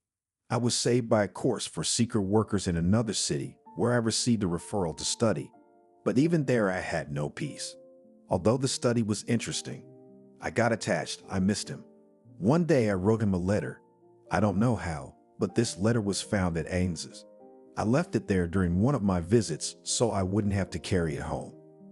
When I came back, the secretary told me that my letter, after someone had killed Agnesa, had gotten to the state security organs. I was generally suspected of murdering that conniving, good-for-nothing woman, but I was studying in another city at the time. That gave me an alibi. When I returned from my course, I was appointed to a new position. I was in charge of the women's department. I avoided seeing Sam, but in October he came to me and tried to ask me to visit. On October 26, I received a letter with a picture of me that my supervisor had once taken of me. The picture was drawn with lined eyes.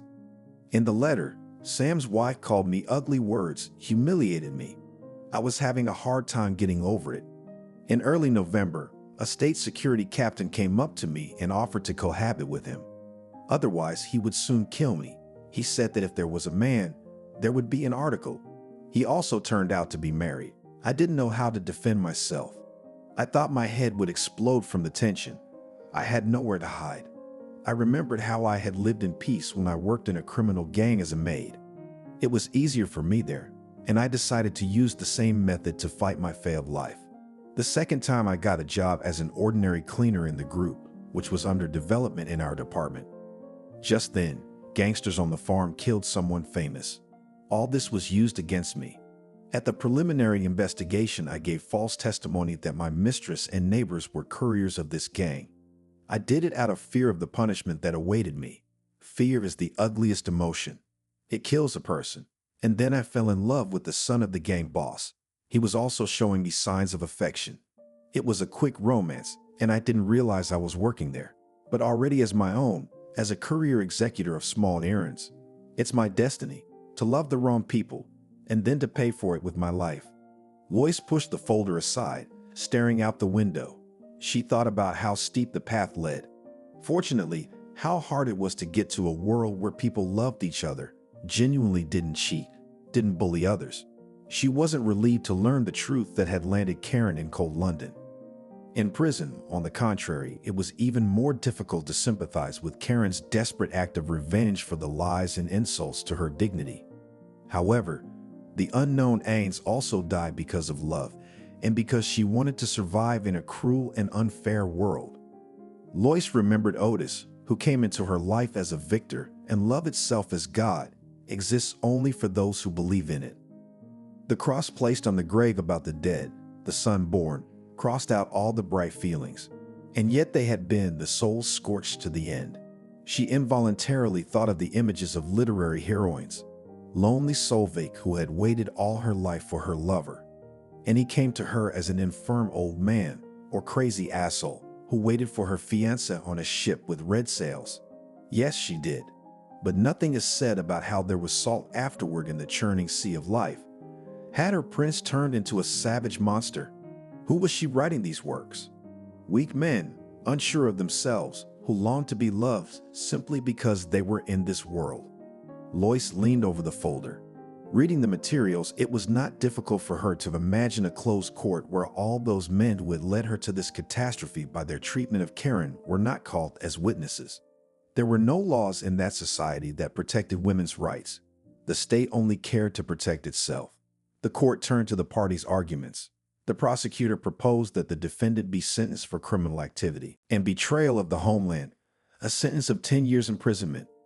The defense lawyer, for his part, asked to take into account in sincere recognition of the defendant's first conviction and to impose a lower sentence if possible.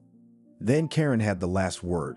She asked the court to take into account that she had no opportunity to get an education, but she had worked for the state for many years, putting dozens of criminals behind bars. She emphasized that she worked honestly, fulfilled all the assignments, joined the FSB with a great desire to work for the good of the motherland. After the discussion, the judge announced the verdict. Karen was found guilty, punished by imprisonment for 10 years with deprivation of voting rights after serving the sentence for 3 years. The term of imprisonment to be counted from November 8. And then there were the documents that concerned the rehabilitation of the former arrestee. The verdict of the judicial board was canceled because of absence in corroborative activity from the corpus delicti, as all confessions were given under pressure, and all members of the gang were arrested long ago. And largely thanks to the former defendant. Lois involuntarily summarized that between the trial and rehabilitation passed half a human life. And all these years Karen had lived under the sign of lies and injustice. The only consolation was that there were millions of such disasters in the world. There was only one page left in the folder, uncounted, probably due to the bad faith of some employee.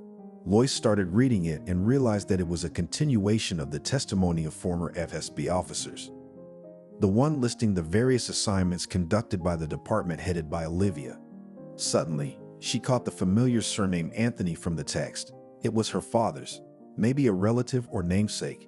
She read through the list of people who were part of Anthony's gang. She realized it was her grandfather. An unbearable revelation. It was because of her relatives that Karen had probably grabbed a lot of grief. And who knows now if it wasn't because of this thug, who ironically turned out to be related to Lois. Which is what she felt when she spoke to Karen. Anthony was working boldly and brazenly, but then Karen came into his home, into his clan, and destroyed everything. It caused the destruction of his family. Karen put her grandfather's name on a list of criminals who cooperated with customs and smuggled illicit goods abroad. Lois's heart accelerated with excitement. She suddenly remembered that her father had never talked about how her grandfather and grandmother had died. They were rarely mentioned at home at all. They just said that the family was big. Not everything went well, so they died. I remember him calling him Anthony once.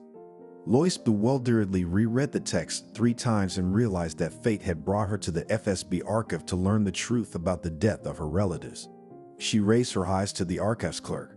Lois carefully covered the unlined sheet from the archive folder with the notebook in which she had been taking notes. Then she folded it up and tucked it between the pages. Squinting, looking at the archives employee, she didn't seem to notice anything. Lois flipped through the folder for a few more minutes to put on a calm demeanor, and then she said quietly, "Thank you very much, Betty. I finished." "I'm glad our materials were of some use to you," she replied politely. "It was a pleasure to meet you. Why don't you give me an interview? Tell me about your work?" "Thank you, but I'd rather let my superiors do the interview. I am a small person here, an archival mouse," the woman replied modestly. "Thank you again and goodbye." Lois tried to leave the room as quietly as possible. Had she already decided for herself when the archivist realized that a sheet was missing? She would say she had put it in her notebook and return it. This was not the time to be imprisoned for such a small thing. There were a lot of feelings stirring in her soul right now. Karen, whom she had come to love as a loved one, had sent her grandfather, grandmother, and their children to the other side of the world, only to fulfill another mission. Relatives died a brutal and violent death. Lois's father was left an orphan and left by his distant relatives, who did not take too much pity on the child. Loaded, unbearable work. No wonder that his father, even in childhood, undermined his health. Misfortune multiplied. Lois suddenly felt the hatred of Karen, who deprived her of the family warmth, the opportunity to see her grandfather and grandmother, 2 aunts, and an uncle. God, and I still sympathize with her. I searched for the truth with indignation. Lois thought, here it is, the truth. Karen destroyed my grandfather's family just to serve, to get medals. Why do I keep running into hate when I'm looking for love? I married Otis. I wanted to have a baby, and I ended up hating him. I met a nice older woman, and I'm left with hate again. But even though she was punished for her sins, she wasn't so sorry. Though who's going to weigh human suffering? I have a life of my own. What didn't work out with Otis is explained. I just didn't get to really love him. And about the old lady, if I had met her, I never would have known the truth about my family. It turns out every negative piece of information has something worthwhile to say. She tried to stifle these bitter thoughts because she was afraid that the archives would not catch up with her and take away the cherished sheet. And so first of all, she ran to the post office and made 2 photocopies. Fortunately, however, when she came out of the post office, she did not see any pursuit. At home, Lois took out the archive sheet. She reread it again and thought it should be framed. Let everyone know that my relatives died a martyr's death, and no one has the right to insult their bright memory. Lois turned on the boiling pot and decided to make tea. She reached for the shelf where the packet of brew stood and inadvertently touched the white tea once given to Karen. It fell first onto the refrigerator, then onto the floor and shattered. Small shards scattered across the room. God forbid, thankfully, Lois thought with relief, as if relieved to be free of some burden in a life that had hung over her like a curse from birth. And she didn't realize what she'd done to people. I attract hate. I need to break this black cocoon that has enveloped me, shielded me from the best. What can happen in my life? I must forgive everyone. My grandfather, my father, Otis, Karen, and myself too. Lois couldn't even imagine that Karen was her real grandmother. Karen, during her years in the service, on assignment, she'd lived in Anthony's house, and then she'd given birth to a son, whom the bandits had taken away right after the birth and told her the child was dead. And he lived in his father's house and then miraculously ended up in an orphanage while his father was dying in prison. And they put everyone in jail then, the whole family. And even love did not prevent Karen from fulfilling her duty to her homeland.